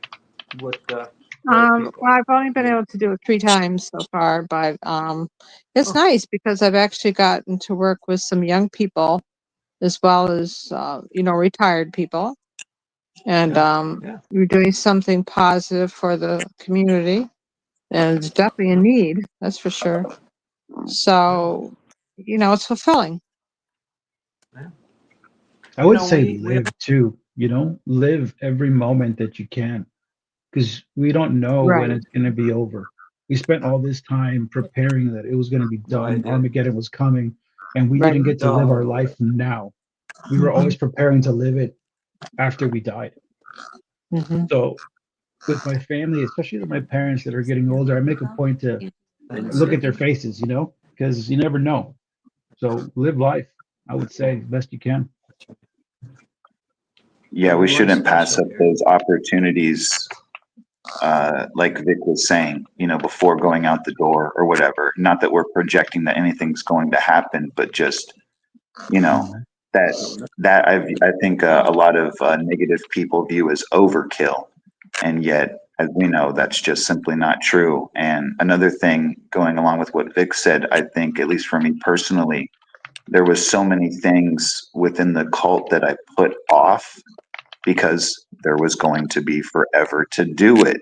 So no worries, and now, whether it's like Annie with the food bank or anything else, that those activities that we wanted to do then, that we were waiting to do, not that we haven't been getting into those some, but to throw yourself into those things, because obviously with a group of people like this, it's going to be positive things, whether it's like Annie helping others, Vic making sure he never lets his children not, see their face and tell them that he loves them and hold them before he leaves. When he comes back, I threw myself into weightlifting, and, artwork and, a million other things like everybody else has that, was good for my mind. And as we know, the more that we help each other, we're really helping ourselves. So that we don't know how much more sand is in the hourglass, and don't waste the opportunity, to do it. We all have our responsibilities, and we still live in a money system and have these responsibilities. Nothing is free in life, but those things, don't, almost like when I dialed Joe and Fran's number, you just simply don't question it. Maybe question it one quick time and then throw that away and just go out and do it. Just go out and do it. If you want to go to Mexico, if you want to go to the Caribbean, if you want to start weightlifting, if you want to help other people, make the plan, write it down, and just do it. And all of a sudden, you're in the thick of it, And it's like, man, why didn't I start this sooner? And not for the reasons that we grew up on, why we didn't start sooner. You know, now's the time we know that they were feeding us a load of horse pucky, as it was, and that time is over. So it's our time to collectively come together. And like I was saying at the beginning, is to gain back that time, you know, 1 minute at a time, one day at a time.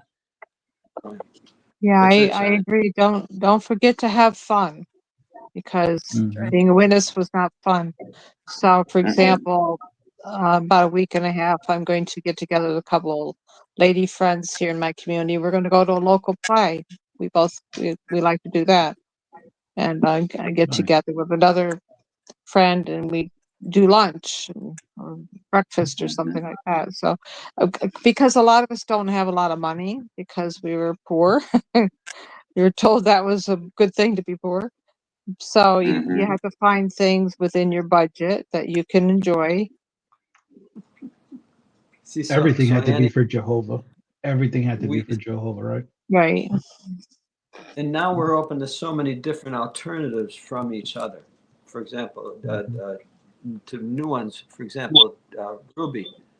Meet Ruby here, as well as San Diego. San Diego. Hey guys. Hey, Hello. Ruby. Thank you for Go ahead, coming San on. Diego. You were here before me. Go ahead. I have a tradition about my day. It's called ladies first. So she is one of my favorite online sisters too. So Oh, that's so nice, San Diego. Okay, let me think what I was gonna say. Okay, two things. I was going to welcome Vic Cross. It's the first time that I see you here, Johnny and Johnny. So welcome, guys.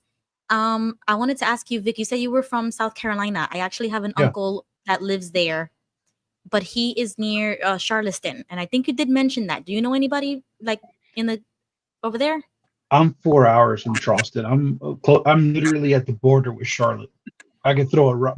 My parents live 4 minutes from me in Waxhaw, which is 4 minutes border. So no, I was in the Indian Land Hall here in Charlotte, which is in Charlotte, North Carolina. So no, I don't. Okay. We had the meetup in Charlotte, but Vic was not able to make it. Yeah, my wife had to work late. Sorry. Yeah. I wanted to meet you guys. I know, same here, but we will. For sure. Oh, I gotta put my social media in there too. Well, I'm already friends with you, Fran, and Joe. I'll put it in there for you guys to find me. I'm on Facebook, but Instagram, but yeah, connect with you guys. Yeah, and we'll make connections for you too, Vic. Yep.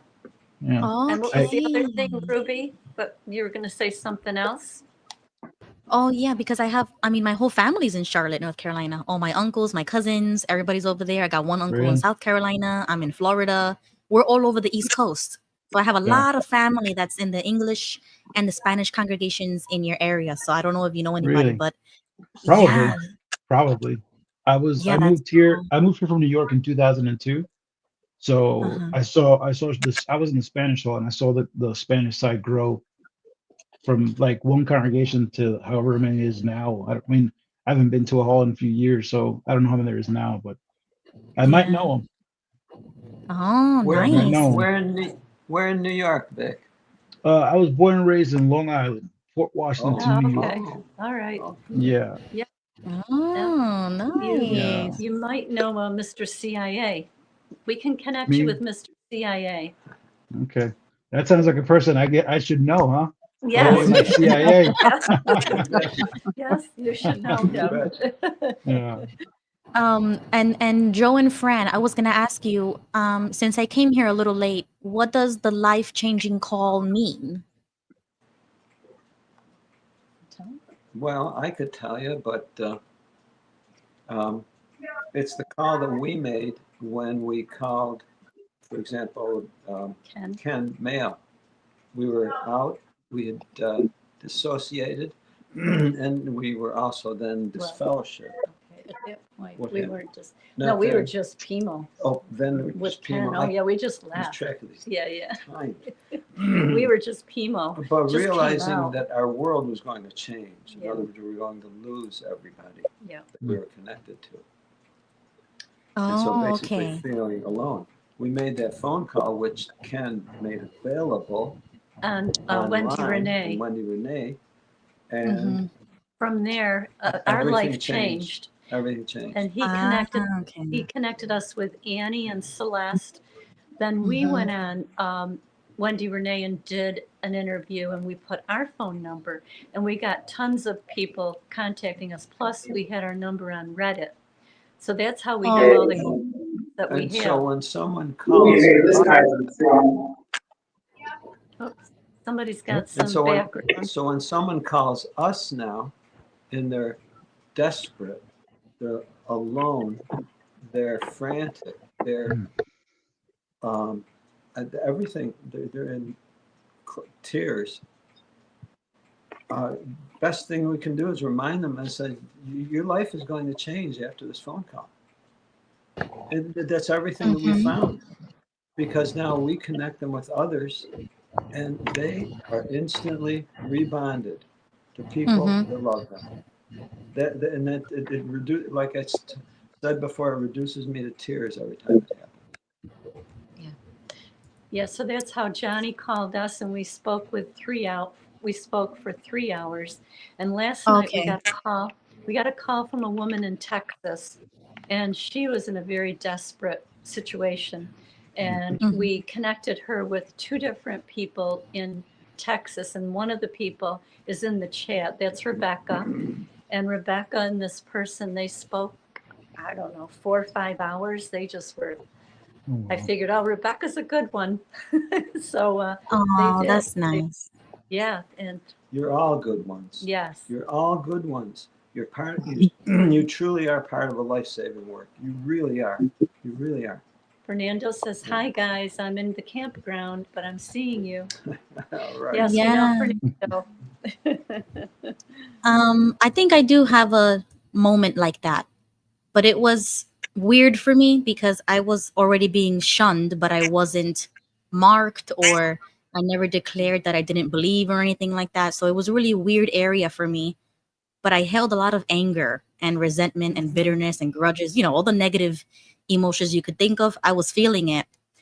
And I left home for a minute and I went into the car because I wanted that privacy to make that phone call. You get scared, your hand starts to get sweaty, and I was nervous and I didn't know what to do. But I was watching Rick Fearon's show, and you know how he puts the number so you can call in, and he was interviewing. I don't know if anybody remembers Rami Maple.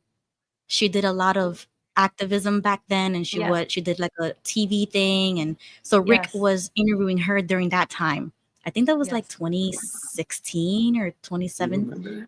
And I don't remember that, but I know who Rami is. Yeah. Yes, she was amazing on Rick's show, and I called, and that was the very first time that I ever spoke to apostates, and I was so scared. And I was literally shaking and sweating. Like I was like, but I have to call. I have to do it.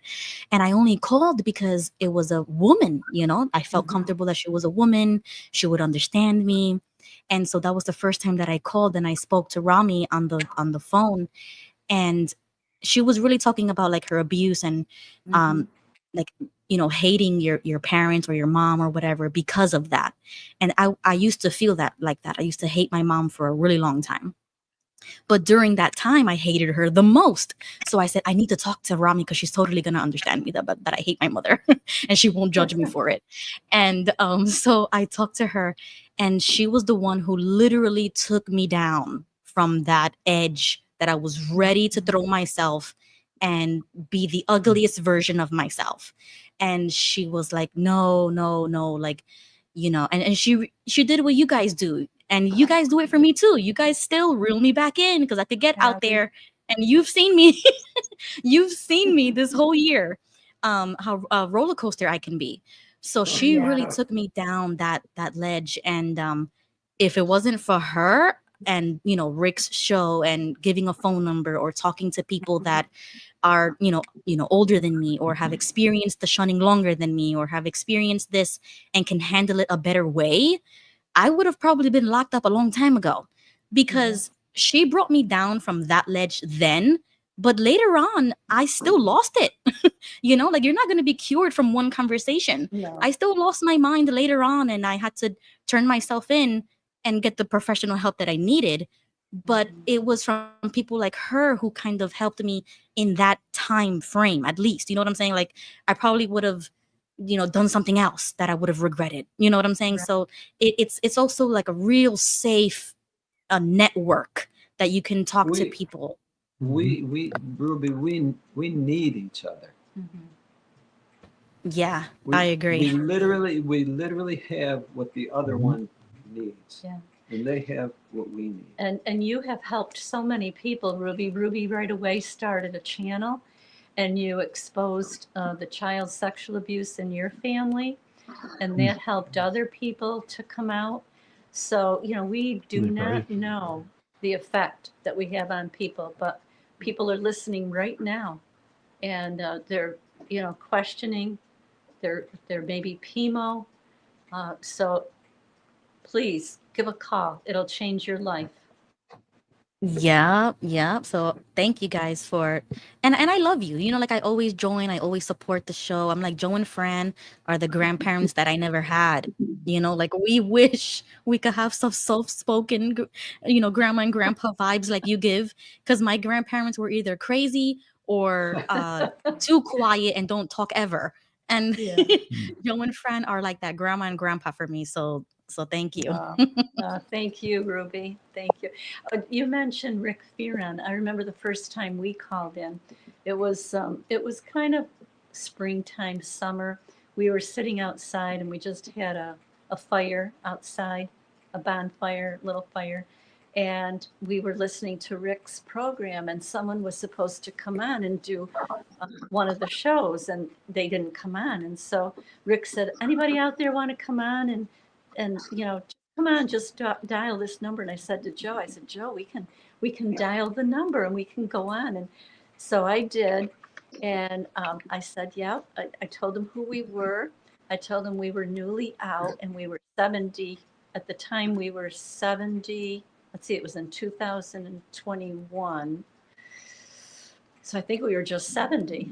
And he goes, wait, hold the phone. He said, you're talking about, you're 70 years old and you left the organization this late in life. Why did you do it? And he kept us on the phone for a good half hour. And then after that time, we would call in periodically, and Joe, always had something deep to say. And so Rick said, you guys should have a program. So we were on Rick's program for 1 year. And then we went on to Fixing My Faith.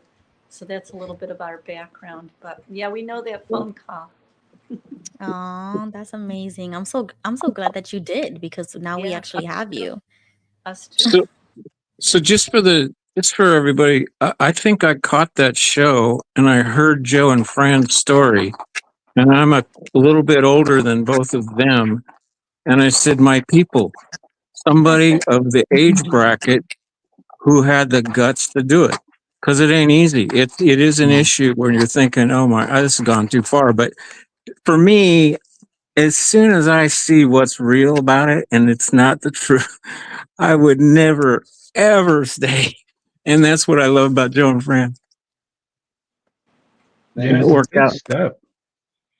It's a big step. I was there. Jeannie said I was there the night Joe and Fran called Rick Fearon. It was amazing to hear from them. Thank you, Jeannie. We got to meet Jeannie in person in Rhode Island. We just love it when we can meet you in person, because, we can give you a real hug and talk to you. But this is the next best thing, because obviously this is like a big meetup. And think of all the more opportunities, other friends that are out there right now out there. Oh, and I have to tell you, Pasta Dude, we were having dinner with my family, because we all have birthdays in January, February, and March. and I send them the link. Our family is our brothers and sisters are very supportive, brother-in-laws and sister-in-laws. They're very supportive of us. So we were all having brunch and talking about the program. And my brother Pete said, "Oh yeah, they had a pasta dude. Yeah, I like a pasta dude." That was so It's a great funny when name. he said I love that. that name. Because they were never Jehovah's Witnesses. They, they didn't listen to us, thankfully. So if he's listening tonight, Pete, I appreciate you watching, and our Joe's sisters, and they're very supportive of us. Well, that's good to know. Yeah, that's Yes. very So good. you're I you're haven't a even, movie I got a star. million stories I haven't scratched yet. So if he likes that stuff, I'll just drip them in week by week. There you go. There's Johnny. Now we Hey, get there's to see what Johnny. Johnny looks like. Yo, yo, Hey, yo, Johnny. Johnny. Hey, You're muted. Your Volume. audio. Get your volume. There you go. There we go. Can you guys hear me now? Yes, Yep. Hear you now. perfect. Yeah, Hey, Johnny. Apasta Dude has a great name. Yeah. It's totally original and awesome. I love it. Great name. Yeah, I agree. Now, Johnny and San Diego, you have very good radio voices. Well, maybe there's a future in that. They used to tell me I had a future in radio, so maybe they were telling me the truth. What's funny is that some of my peers that I was working with today, we went on a lunch walk, and one of them said the same exact thing. You guys could be actual brothers. You sound alike. That was just San Diego that was talking, and just before that was Johnny, and I couldn't tell the difference. Yeah, we should start a radio show. Yeah. Yeah.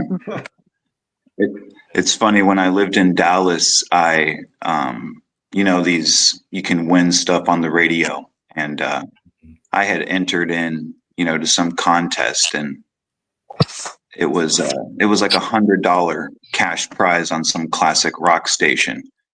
And when I arrived at the radio station to collect it, the DJ that was on the air, he came out of the booth, and I thought that he was going to have a radio voice and then he was going to have a regular voice. Absolutely not.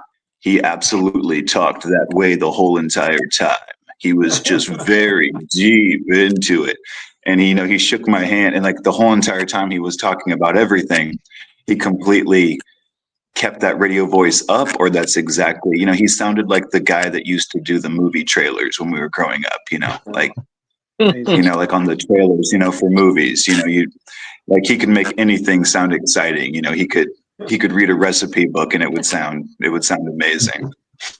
Oh, I forgot the guy's name, but he was also the voice of Optimus Prime on the Transformers. Yes, that's I right. remember that guy. Yep, he's got that extra magic, if you will, to get his point across.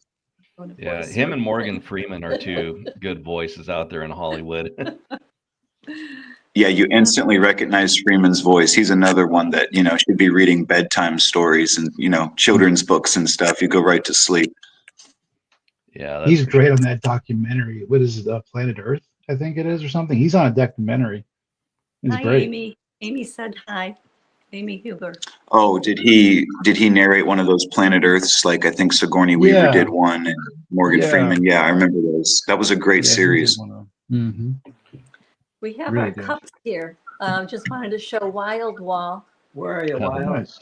We got this when we were visiting Wild Wall. He's in Franklin, North Carolina. So I got this World's one. best bar. And honey, you want to show yours?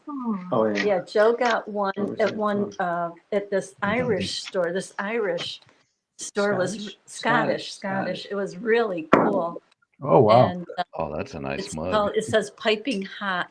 And you could go in there, and if you give them your name, like your last name, they would tell you the Scottish, what is that called, honey? The Scottish tartan. Gaelic. the tartan. Tartan. They got the different pattern, like the different pattern plaids. And so Joe gave him his name, Garino, and we knew what that meant. And it does mean little warrior. in Italian. And Oh, that's nice. what she looked up and she found it. But anyway, Wild took us there. Cool. So we got the cup and we had a really good time in Franklin, North Carolina. Before Awesome. that, we went to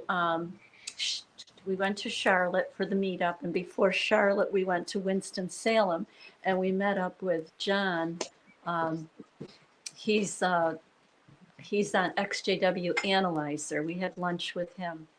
So What is ExJW Analyzer? I need to write that down. yep, he's got a YouTube channel, and his wife also has a channel. Hers is wait a minute. I'll look it up. Is it Angie? Stop the shunning. Thank you. Yeah, stop the shunning. Thank you. Her name's Beth. Yes, Beth. And she's back up doing new videos, and they're very good. Very I've good. seen Yes, her. and Yeah, I they're just saw her recently. point. Yeah, very good. Yeah, Jimmy Hey, just Val, confirmed it. thank you. Jimmy. Yep, telling us that it's Beth and her channel is Stop the Shunning. Yeah. Excellent. Yeah, Johnny's got quite the notebook. He's taken this all down. And I had to go out and get a fresh one, a 5 subject, not the little one, but the 5 subject, the big one, and a binder, for goodness sake. It's a good thing. It's the right kind of homework. here's another cup we That's picked it. up. Break free. That's or from, die trying. is that from Anorex? Yeah. Archaic. Yeah, Archaic. That's it. Thank you. He's not a spider, not Anorex. Archaic. Yes, that's right. No, that's a great slogan, and one that I think all of us are in agreement to. Yeah. Hey guys, I'm gonna hop off. I got these dogs I got to take out. It's nice to meet all you guys. Yeah, Vic. Best of the family, Vic. Good Best night of the to you. family. Yeah, I'll put my socials, I guess, in the chat. You guys can find me. Joe and Fran will be in Yes. touch. Thank you Yep. for letting me join today. Have a good night, Thank you everybody. for joining. Yes. Absolutely. Thank you, We'll be Vic. in touch. Yes. For sure. Bye-bye. Best to the family, Vic. Take care, bud. I guess I'm just texting Jimmy, but Jimmy, if you want to come on and Yeah, maybe something everybody should know about.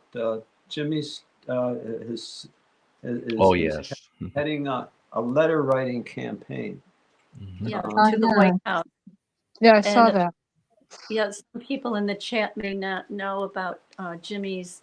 It's called the Spotlight. Yeah, 2 words. What is it, Jimmy? It's Operation Spotlight. Operation Yeah, Spotlight. he didn't mention on 6 screens, but that movie, there's a movie called Spotlight. I almost came to tears watching that movie because the comparisons to the JW scandal on pedophile, it's right there. It's all over that movie. No, is that So the that's a one that great took name. place- I mean, I'm sure he's using that reference. Apostadue, Ruby, is that that the same one that Ruby's doing as well? Yeah, so Jimmy and Jimmy is the founder, right? It's his idea and everything, but he has a group of about maybe less than 10 people helping behind the scenes. So I was honored to be one of those people to help promote, advertise. I did the flyer. I'm posting all over the place. I'm trying to get this out everywhere. And I was just about to show the post if you guys want to see it. Yeah. Sure. Let's see it.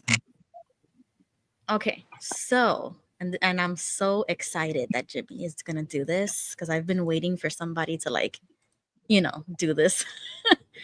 Okay, you guys should see my screen now.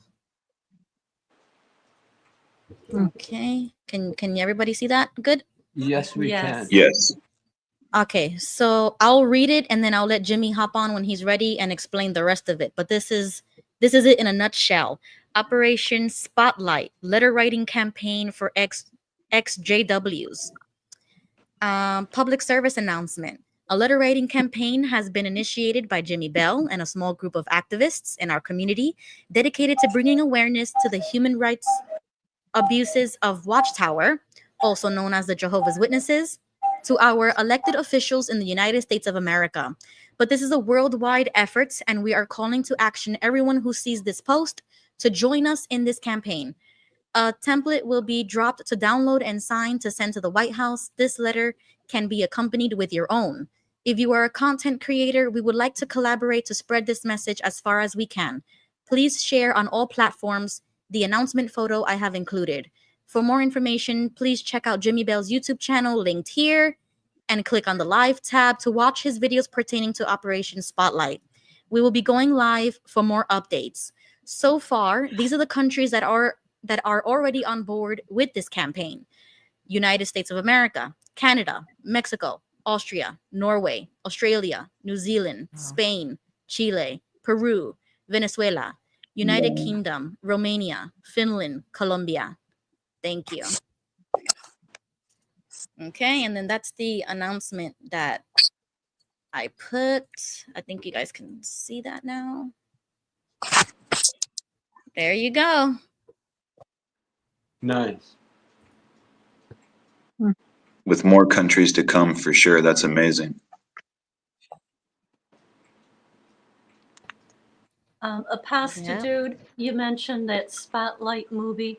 Was that with the Catholic Church, the priests in Boston? Right. Yeah, right there near Rick Fearon World. And it was about the newspapers, a special department for the Boston Globe. And what's interesting is how much effort they had to put into a very powerful influence in that community to make sure that the T's were dotted and or crossed and the I's were dotted because of the nature of that kind of report in that community. So we had the same struggle here. I mean, people, the apostates never lie compared to what's going on with the, and then Garrett Lotion, one of his things said, to omit what someone deserves to know is a lie. Dude, how could you say that? They say so many things that blow me away when you know. So yes, it's Spotlight Special Department. It was about 4 to 5 journalists, and I can't remember the actors in it. It was I wish I could. They were good actors. They were very, very noteworthy actors. Anybody can look it up. Well known. And I think it won an Academy Award. It's a riveting movie. Yeah, we had heard about it. Yeah. Hi, Jimmy. I'll have to watch it. Hey, Jim. Hey, good evening. How y'all doing? What's up, Jimmy? Hey, Jimmy. Good. How about you? I'm good. I'm actually a little tired tonight. Fielding emails and messages and everything. So it's a good tired. It's a good tired. So but I appreciate Joe and Fran asking me to come on here real quick and explain what we're doing. I don't have to say much. Ruby just explained it.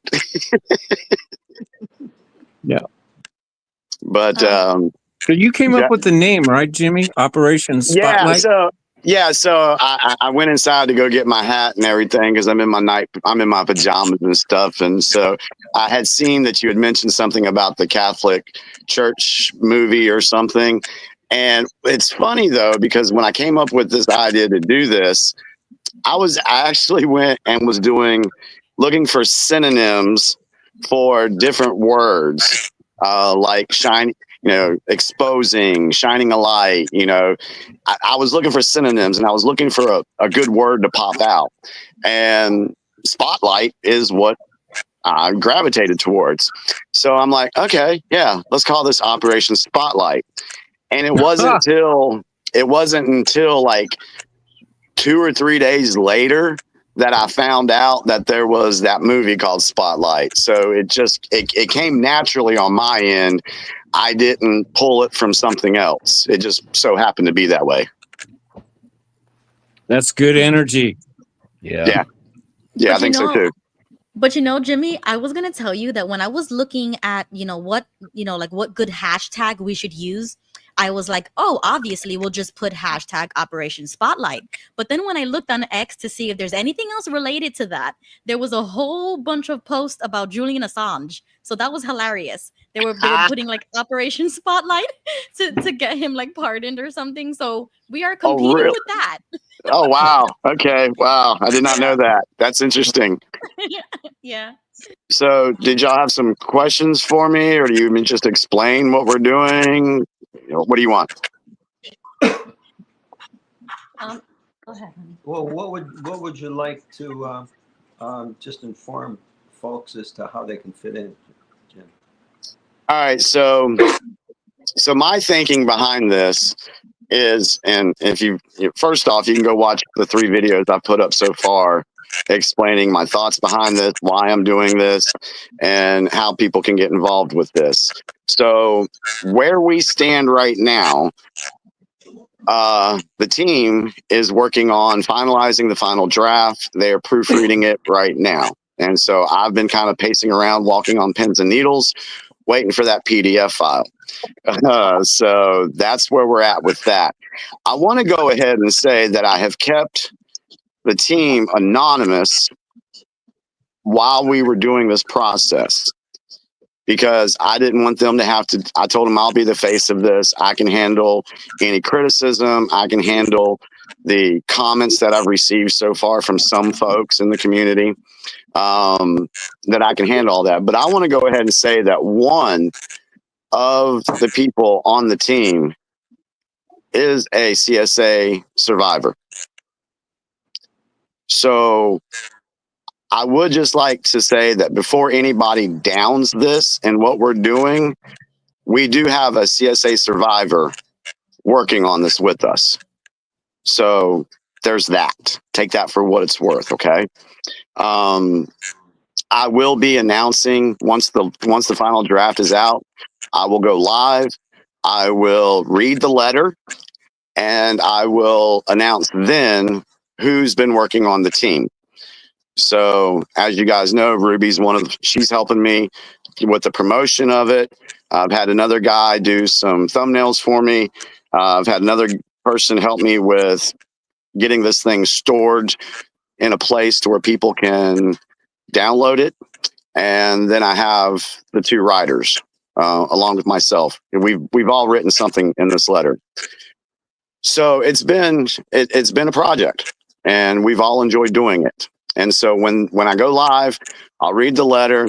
I will also show folks how to address the envelopes and what I think will be effective there.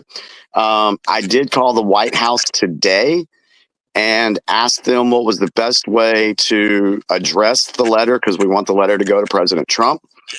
And they were very helpful. They were very nice to me today. They said that all I need to do is address it to President Donald J. Trump, and then the address for the White House. And they said that they will make sure that the letter gets where it needs to go.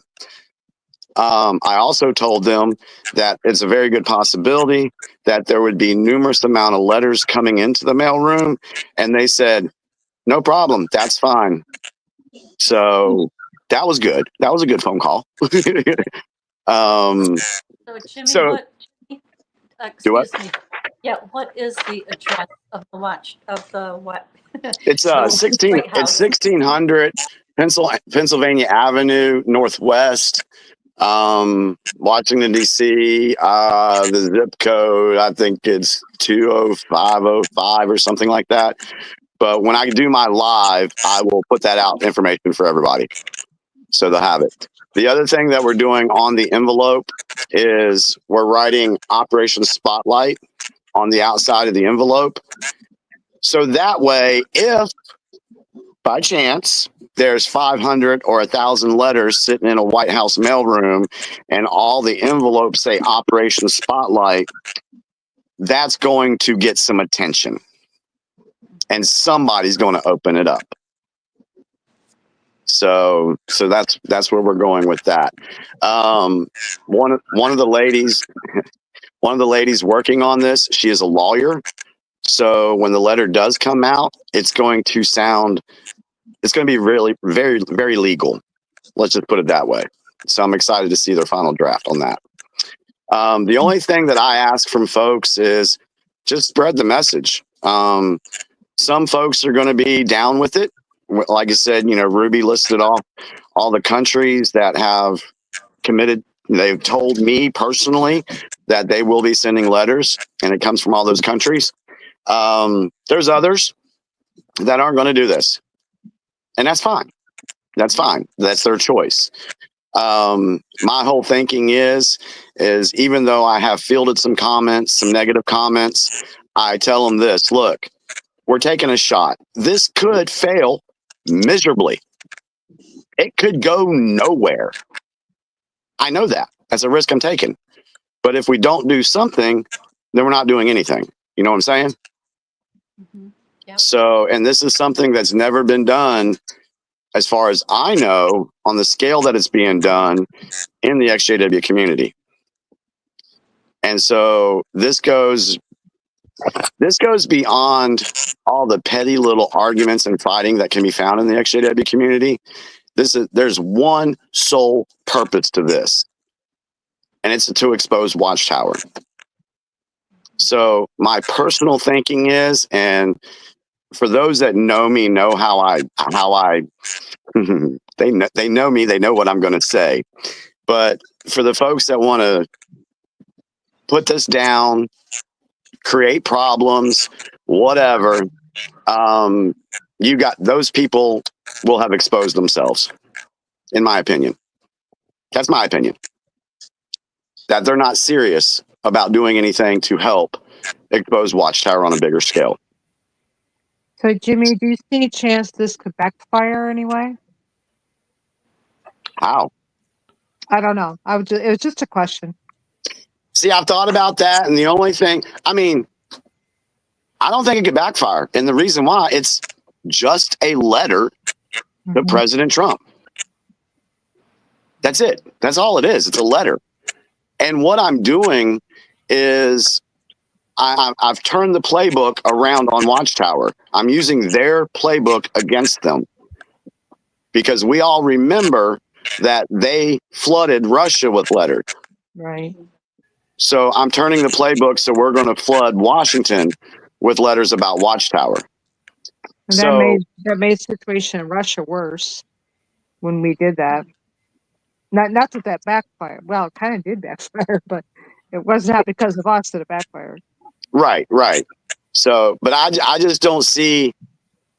And from what I know, and I know this is hard for some people to wrap their heads around it, and I don't expect folks to wrap their heads around it, because I've been on this stuff for 5 years now. But there's a part of me that believes that Watchtower is already in the crosshairs of the military and certain officials. So my whole thinking is if we have all these letters go in, whatever they're doing that is not public yet, at least they will understand that there's people out in the world that will support what they're doing by going after Watchtower. Mm-hmm. Jimmy, Rick Fearon said Saturday night, and I think it had to do with something that Barbara Anderson shared with him, that Watchtower has constantly been under investigation. Yeah. You just got to turn the heat up. Mm-hmm. Yeah. And I've said that before. My political views are, I guess, a lot different than a lot of other folks. I've said some things on my YouTube channel that a lot of people didn't believe back in 2020 and 21, but it just so happened that everything I was saying came true. So there's a reason why I say that I believe Watchtower has already been in the crosshairs, and this will just take it to the next level. Jimmy, Amy was wondering how anyone could donate. No. Hold on. My cat is freaking out. Miss Kitty, what are you doing? Hold on. My cat. Jesus. Good Lord. Jimmy, Hang on. do you want me to address it while you do that? No, I can address it. My cat just spilled my coffee and everything. Good Lord, Skitty, what the hell? Hang on. Sorry. That's what happens when you go live on stuff. All right. Oh, another cat in the chat. Yeah, Skitty's my buddy. What was the question? About donations. Oh, donations. No. There's no money involved in this at all. So basically, this is the way I look at it. Only thing that people are going to have to do is just when I get the file up, they can go to the file, they can download it, they can print it, and they can get an envelope and a stamp and send it in. Okay, so That's what it. if they, Jimmy, what if they want to put something personal, like their own personal experience? I encourage that. We're going to have the letter. Basically the template, there's going to be a place for everybody to sign off. It's basically going to say in so many words, by my signature below, I am agreeing with everything that's in this letter, and I support it as a victim or as someone who's been negatively impacted by the Watchtower Bible and Tract Society. And then you sign your name. If you want to write a letter, a personal letter, and you want to address other things that may not be in the letter, by all means do so and put that in with the letter we send out. Now, this letter is probably going to be about 3 pages, maybe 4 pages long. Yeah, it's very intense. When you guys see this letter, you're going to be shocked. You're going to be like, I mean, I've already been shocked by what they put out so far. So you're going to be like, damn, this is really good. I think what we might need to have too is probably get as many PMOs that are out there also, because realistically, what's the only reason that's holding them back from leaving? Yep.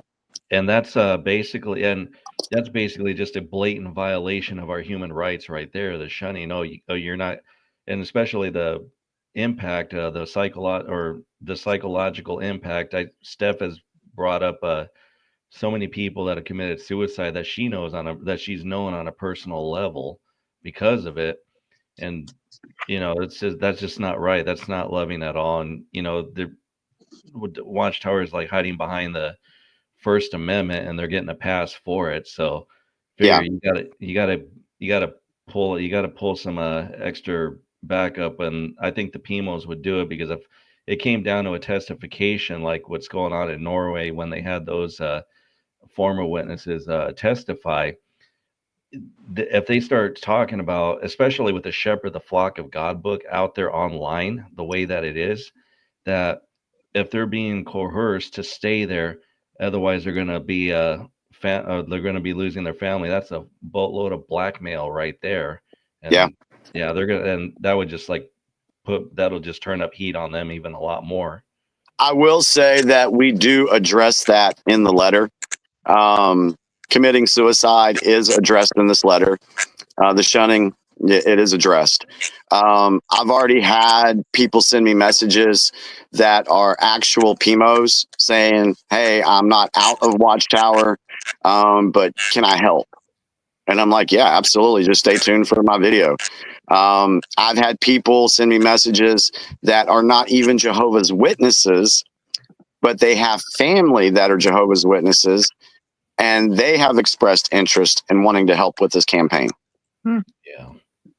Jimmy, you mentioned it in your on your live about the Lumbee Indians, and what's about that?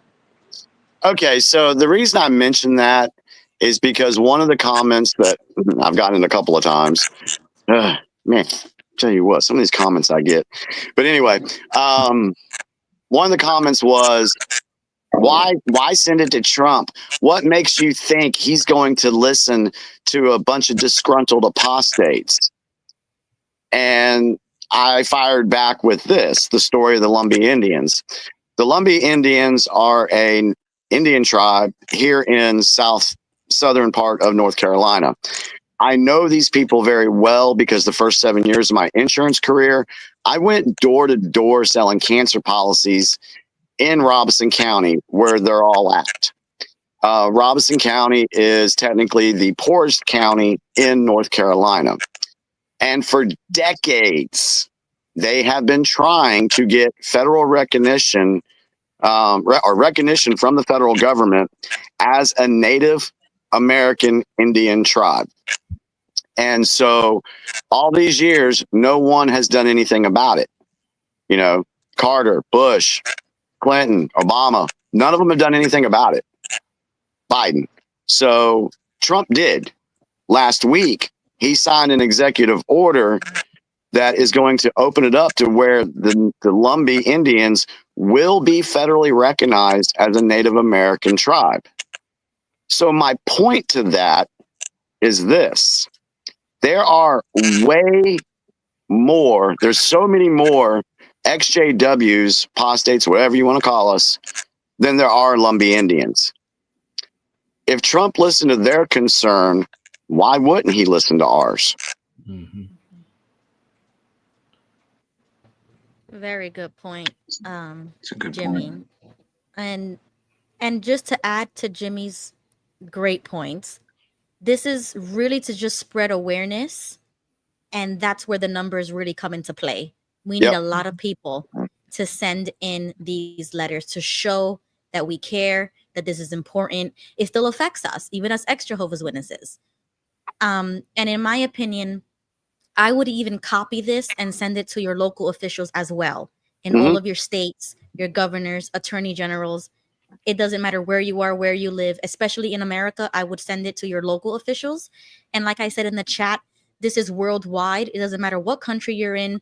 It would even do it better for the movement to show, that the world cares about this as well. We have seen so many inquiries. Australia, the British one, Norway had their own thing with the JWs. We cover this all the time. So everybody's waking up to this, and I feel like America should have been the first. And I'm shocked that we weren't. And all of these other countries have been targeting or, actually paying attention to the abuses of Watchtower. Why haven't we done it? This is, I think we should do exactly what Spain did. Spain got the organization to not be considered a religion anymore. They are now considered a sect. And if we can do that in America, that would be such a win. And we just need to copy these other countries and do it in America. And here's good points, Ruby. And here's also my thinking too. Watchtower's headquarters is in Warwick, New York. And they've branched out all over the world, of course. So what we have here with these other countries, they are cutting different tentacles off of Watchtowers. Spain, Norway, Australia, they're doing that. Great job. We're going after the head. Because if we can expose the head of the organization in Warwick, then that could have a trickle-down effect to benefit everybody else worldwide. Mm-hmm. I think what I heard too in New York is that there's also, I'm not sure if it was legislation or was there a lawsuit that was being appealed, but it was to go after the governing body directly and not the congregations. I heard that, and I think it's been appealed to our Supreme Court now, which means that if it fails, then it's doomsday for them. The governing body is going to be directly in trouble now. Yeah, I've heard about that. I haven't heard any updates on that in a while, but I mean, I don't know. It just, honestly, guys, it literally just hit me last week. This idea just hit me last week, and I was like, you know what? Let's go for it. And within a week, it's exploded. So I'm thankful for all the folks that have watched the videos, left good comments, showed support, and are sharing the information on their own platforms to get this information out. Because I had said in one of my videos that I would love to see 2,000 letters flood the White House mailroom. 2,000. Mm-hmm. And I think we can do that. I mean, hell, I just seen it a second ago. The White House they had a flood of 7,400 applications for people who wanted to be in the press corps. Wow. That was announced today that they had 7,400 applications come in. So we know they can handle the volume. So I would just love to see that. And we'll see what happens. And as far as being motivated, Jimmy, I think that people have to think about, I mean, I got 10 stories I could tell about them. Intense amount of harm that happens to people's lives, not the least of which, of course, Joe and Fran are sitting here with their kids shunning them. This level of harm, people don't see that. These are nice people in suits and ties, and they're in their bubble, and they don't understand how the policies work and affect people in such a dramatic way. Yeah. So that is the motivation. Whether it works or not, who cares? If you try to go at those people, they have all those little pills in their head, all those little reflexes that say, "Oh no, it's an apostate." That's fine. We know that doesn't work. It should not even be trying. But if the authorities see the way this thing is being done from the top down and see the effects on people's lives, I mean, this is what gets my blood boiling when I can think about these stories. And there's tons of them on the internet. There's tons of them all over the place. So I think it's a great idea, and it's a better way to really try to help the people on the inside when the media and the government start overwhelming the influence that these people might, wait a minute, what's happening out there? They're saying we're what? And I think with this operation should transcend any political divide, any personal divides, any religious divides, or ideology divides within the ExJW community. For one moment, can we just unify to do something without bashing one another? That's when I first started my activism back in 2019. That's all I ever wanted to do, was to unify the ExJW community, to do something to go against Watchtower. And we're freaking doing it right now. Jimmy, Jane Spitfire asked, will it be done in February 2025 or anytime? Okay, so this is what my plan is. When I come out with the announcement that the letter's done and ready to be downloaded and sent out, I'm going to say it's go time. Go ahead, start sending the letters in. I would like to have, if you're going to participate and you feel moved to participate, then I would love to have this all these letters in by March 1st. Because what I want is I want an inundation. I want it to hit. I don't want it to drag out, get 10 letters in February, 15 letters in March, 5 letters in April. I don't want it to drag out. I want this to hit and hit hard. But Jimmy, I saw you when you first announced this. I think it's a pretty novel idea, actually. Thank you. Why not go ahead and use our skills that we were taught? Exactly. Yeah. Yeah. So, I'm trying to think if there's anything else. Was there any more questions? The timing. Yeah, he just mentioned where, that. and Jimmy, can you just state again where people can go just to find this information? Okay, so for right now, you can go to my YouTube channel. It's just my name, Jimmy Bell. You can go over on the live tab, and I've got 3 videos. I got the first video is when I came up with the idea. The second video was explaining it a little bit more, what we wanted to do.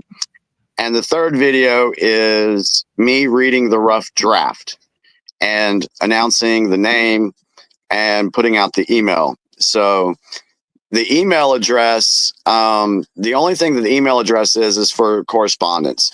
I've had some people send me some information, their thoughts, their concerns, but it's not a place where you can go and like see everything. But my YouTube channel is where you can go and get the download of what I've been working on.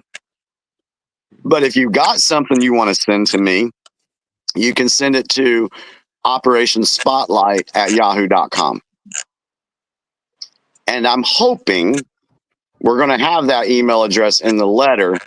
And there's going to be a thing in there that says, you know, something, if you want to correspond with us, please use this email address. So we'll see if we get any correspondence back. Yes, and I am going to be the one really sharing that everywhere. So I'm on Discord, X, email, YouTube. Like, we are really going to be on top of this. So everybody, please join the Discord server, ExJWFriends, and I post everything on there as well. I created the digital flyer. Jimmy said, like, I'm in the advertisement department, so I will be like sharing this everywhere. I shared it on Reddit. So don't worry, we will not, leave you in the dark. We are going to be giving updates very, very frequently, because I really am so excited about this. The last time I felt like this was when the Be Free protests were happening in DC in front of the White House. And I felt so sad because I couldn't go. Not that many people can take a flight and go to the White House and do a protest like that. Or even in your local community. Not everybody can get posters and, show your face out there and, be a little nervous or scared because we've never done this before. So this is a really great way for XJWs who are not really that out yet. Even though I do YouTube, sometimes I'm still scared. So I think that this letter writing campaign is really perfect for people like me. This is like step one. You know what I mean? Like, I know that I'm going to turn up the heat later on in life. But right now, this letter writing campaign is like the baby steps. This is kindergarten, but we're going to work our way up. Yeah. And, like Ruby said before about sending this to other governors, AGs, I'm also going to send a letter to Kash Patel once he becomes confirmed as FBI director. One thing that I would recommend this, if you do send it to a governor, an AG, senator, congressman, I would basically just do a cover letter saying, hey, we've sent this letter to President Trump. We would also like you to take a look at this letter. So that way you don't have to go in and try to recreate the letter to fit, talking to a certain governor or talking to Kash Patel or anything like that. So it can be, hell, I'll send it to the Supreme Court too. So we're going to get it out. And one thing about me is when I get my mind set on something, I'm going to make it happen with or without, the haters, because there are some out there. I'm just being real. I think it's a good idea because Watchtower is a U.S. corporation, and so it's very hard to get action against them, taken against them. So it might very well have some effect. First Amendment problem there. Yeah. Freedom of religion. And maybe the wording, Jimmy, might include our full support for religious freedom. However, yeah, that was one of the comments that I received too. They're like, "Oh, Jimmy, you're not going to be able to pull this off because they have their First Amendment right of freedom of religion." Okay, freedom of religion for a real religious organization is one thing, but freedom of religion for a corporation is different. Right. And that's what we're dealing with. Mm-hmm. So, and Watchtower violates their congregants' free speech. When did you have free speech while you were in Watchtower? You didn't. Or the right to vote without getting consequences. You would get disfellowshipped or reproved to vote. Yeah. But if we just wanted to focus on the First Amendment, when did Watchtower ever support freedom of speech for its people? Mm-hmm. Never. Remember the resolutions? All in favor? Any opposed? I saw a brother raise his hand one time. He said he had a question. I thought, now that's the way it should be. Right. And I was ashamed I wasn't the guy. Yeah. I mean, no one really ever opposed whenever they did those resolutions, because Right. they had everybody just so brainwashed to believe whatever comes from that stage. Yeah, but if Spain could declassify them as a religion, I think we can do it. I mean, come on, we're the United States of America. So if Spain can do it, we need to copy and paste their playbook and go along the same lines, show them all the abuse, the CSA, the suppression to vote, the shunning. Like, there's so much that we have. We just need to present it. Yeah, and this is why I have suggested that, we're going to have a template, and you can sign off and send the template. But there's going to be people out there that want to share their own story. So that's why I said, hey, write a letter, put it in there with it, send it. Because you never know who might read that. Yeah. So I'm excited. I'm just waiting. Like I said, I've just been pacing back and forth, waiting for the PDF file to come through from the team. So once I get that, it will be go time. We look forward to it, Jimmy. We really do. We've been continually putting our postcard out too, and so we'll continue. We haven't. Yeah, stuff that postcard in one of the letters. We haven't sent it to the Well, we'll send it just like this as a postcard. The thing which is nice about a postcard, they have to read it. Yeah. Well, that's why I think if we send in a bunch of letters, they're going to read it. And especially if all the letters on the envelope say Operation Spotlight, they're going to be like, what is this? They're going to open it. Mm-hmm. So maybe we'll read it. Maybe we'll watch it in national news. That's right. Well, I don't know about that, but like I said, we'll just do what we can. Does anyone else have any other questions about what we plan on doing? Jimmy, I didn't hear you say who's putting this all together for you. I've got a team right now that's working on it. One of the people on the team is a CSI victim, or CSI. Oh my God, CSA victim and survivor. Okay. There's a lawyer involved, and when I come out with the final draft, I will be releasing who's been working on the campaign. Okay. Good, but right and now, just a second. Go ahead. Right now, I'm not releasing the names because I want them to be able to focus on their work without having to field all the comments that like I've been dealing with. I told them I'll be the face of this. I can handle the comments. I can handle the negativity. I can take those slings and arrows. Not a problem. I don't want you guys having to worry about that. So I got them doing the work, and then I'm working at it from another angle. But I will announce who they are. Okay. I had a quick question for Jimmy. Sure. Go ahead. It's good to meet you, by the way. It's the first time we're meeting. What's your name? You spoke a little bit earlier, Johnny. Johnny, nice to meet you. Yeah, you too, bud. It sounded like there was a little something behind it in a good way. You spoke earlier about military and military personnel being fed up with the organization. Mm-hmm. And I have a reason for asking when you're finished about if there was a little bit more flesh to that. That sounds like a group in particular, maybe, or something to that effect. Y'all really want me to go there? Well, okay. Well, like I'll go first real quick then to help ease into it. I ask because when I was a child, my father worked for a company called Corporate and Commercial Services, and it was one of those companies named that because it was obviously about a lot more than that. And I met a guy named Carl Pompey with one eye, and he's still around. And now he was a military defense contractor. Point being is, there's a key moment in my childhood that I spent with him and his family that I reconnected with him about half a life ago. That basically, are there some aces in places to where I'm going to go, like I've already written his name down to refresh myself, to just go ahead and contact him again to, you know, maybe in addition to obviously sending everything to 1600 Pennsylvania, that, you know, there's some key players on the chessboard that can help to augment this in a way. You know, like if anybody has an ace in their pocket, now's the time to take it out. Yeah.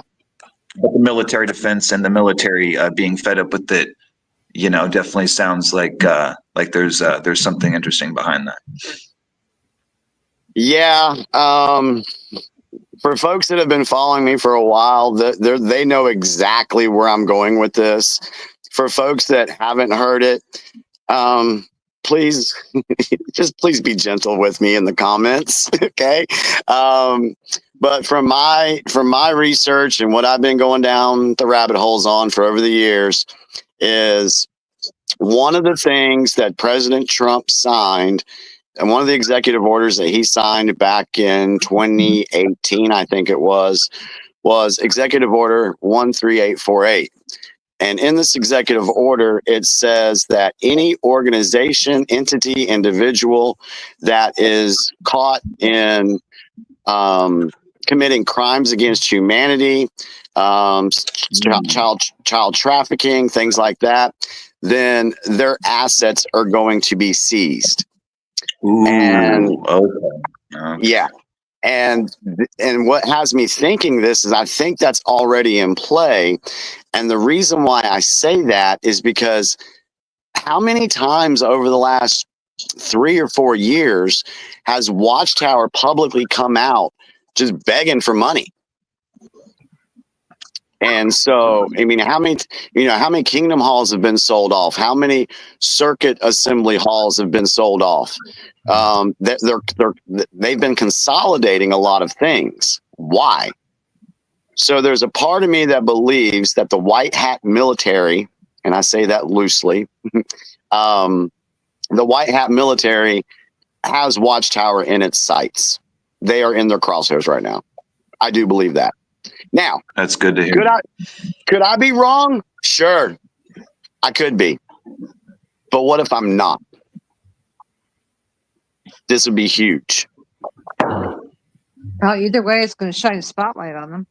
Exactly. And now, and I just, like I said, one thing that I do, the way I operate, is I don't come and make videos just to be making videos for content and views and Patreon and all that. For me, I have to be moved from the inside to do what I do. And this just literally hit me. I mean, hell, I didn't get back on Facebook until Tuesday of last week. After 172 days of being banned from Facebook and losing my account, I was able to create a new one last Tuesday.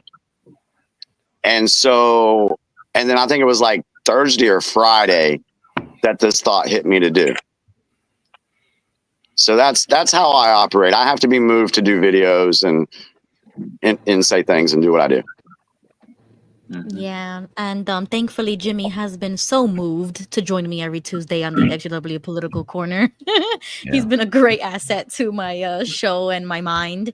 And just a last point to the community.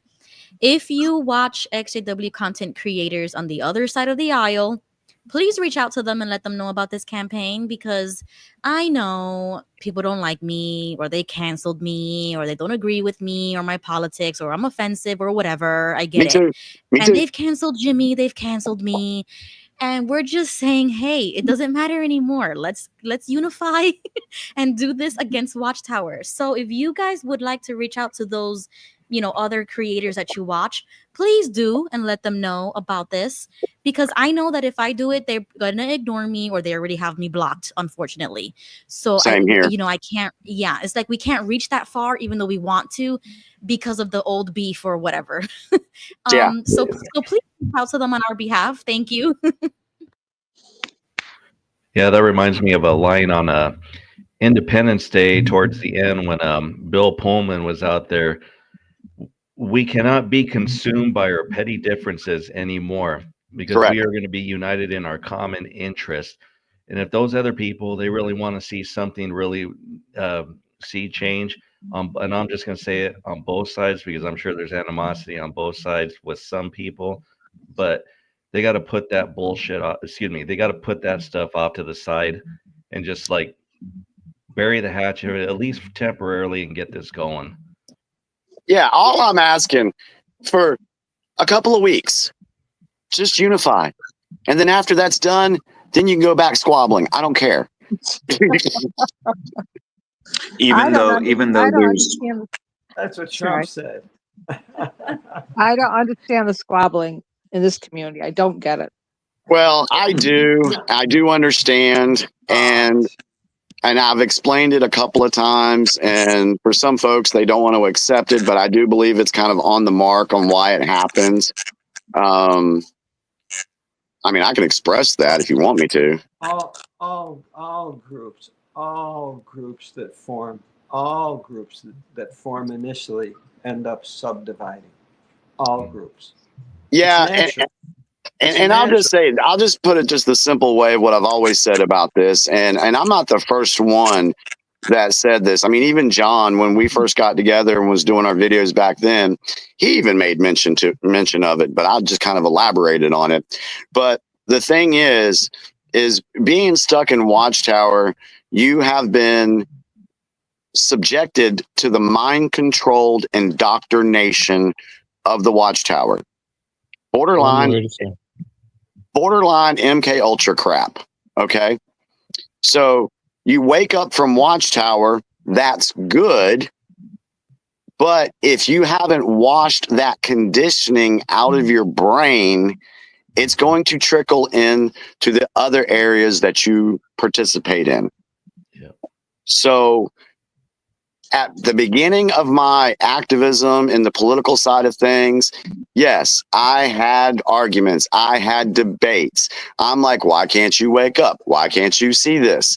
And then after a break for a while, I was like, you know what?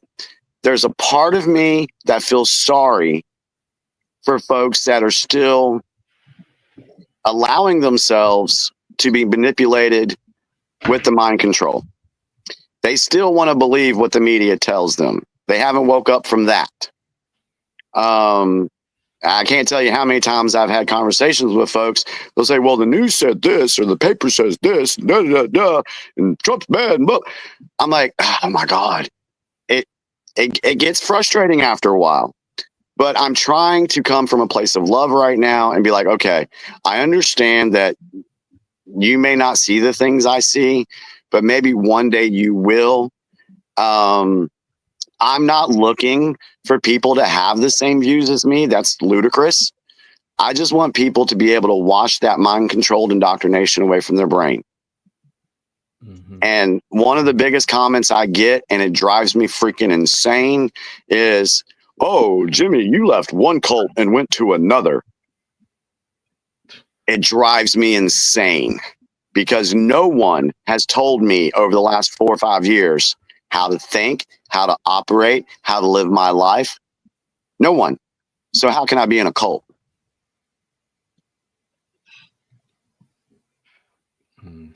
Yep, good point, Jimmy. Just to address John Marciano, if you don't have a printer, you can go to your local library. You can email it to the librarian and then she will let you print it like that. I mean, that's how I do it at my library. So that might be something to look into. Go to your local library, you can print it there. It might cost you a dime or something. But yeah, you can do that. Yeah. Thank you. We really do look forward to the way this turns out. We really do. Yeah, thank you for coming on. We really do. I appreciate it. Is there any other final questions or anything? No, carry on. All right. Well, Joe, Fran, thank you so much for giving me a platform to come on here and explain Operation Spotlight. Guys, go to my YouTube channel. I guess if you want to hit subscribe, do that. That way you'll get the turn the notifications on, because I'm really hoping that within a day or two, I will be announcing that it's go time. Sounds good. So thank you all very much. The folks in the comments, thank you guys. Appreciate y'all. And I'm sending you all much love. Thank you, Jimmy. Love you, Jimmy. Thank you. Right Have a back great at night. you, man. Appreciate you. Good Hi, Jimmy. night. All right. Bye-bye. Right. Well, Got some activity. That's yes. good. And there's so many different ways people are doing it. So, it's got to be heard. All these vibrations, it's happening. Mm-hmm. Oh my gosh, they're coming after us now. It's the tribulation. Sorry, I couldn't resist that. Well, you know the Watchtower is going to hear about this before it actually happens. So they probably already have heard about it. They're all over it. You can count on that. I was wondering if Watchtower is going to get a letter from them as well, that covers it. In other words, will they also be in it?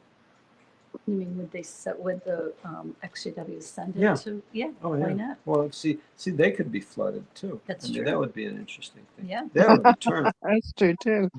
That's a turnaround. That's a riot. Watchtower. I can't posted stop all the this. links. I posted all the links in the chat, so if anybody wants to get that, the Reddit post, I posted it. I posted Jimmy's channel, put the notifications on, and I will also have him on my channel, of course. And you know what? Don't be afraid or nervous, guys, like I always am, but don't be afraid because we know how to do letter writing. We've been trained since birth, some of us.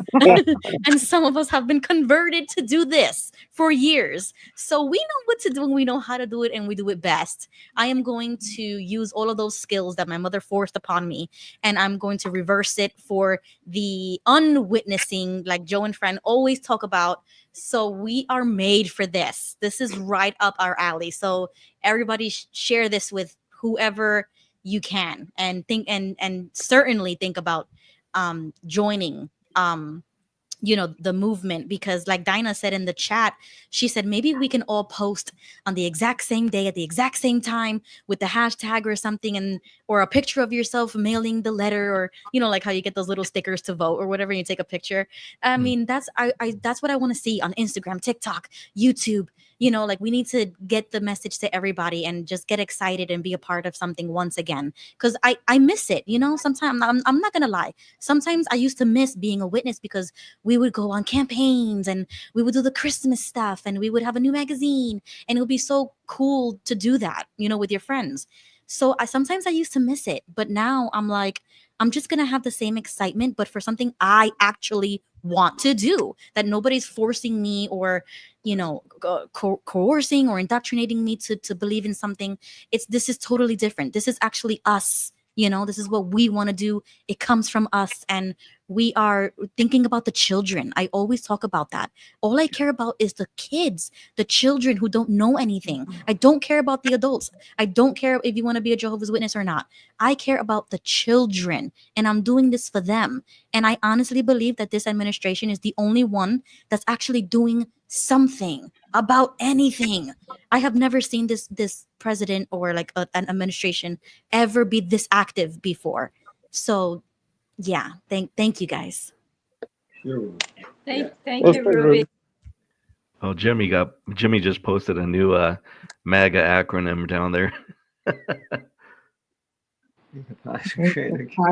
Great again. There you go. Oh, that's funny. I think we're calling this to a close. I really appreciate folks coming on. Obviously, there's a lot going on, and that's good. Thank you, Johnny, for coming on. Apasta dude. Thank you for having me. So, Annie and all the others, Jimmy, Ruby, Amy, and let's see, Vic Cruz.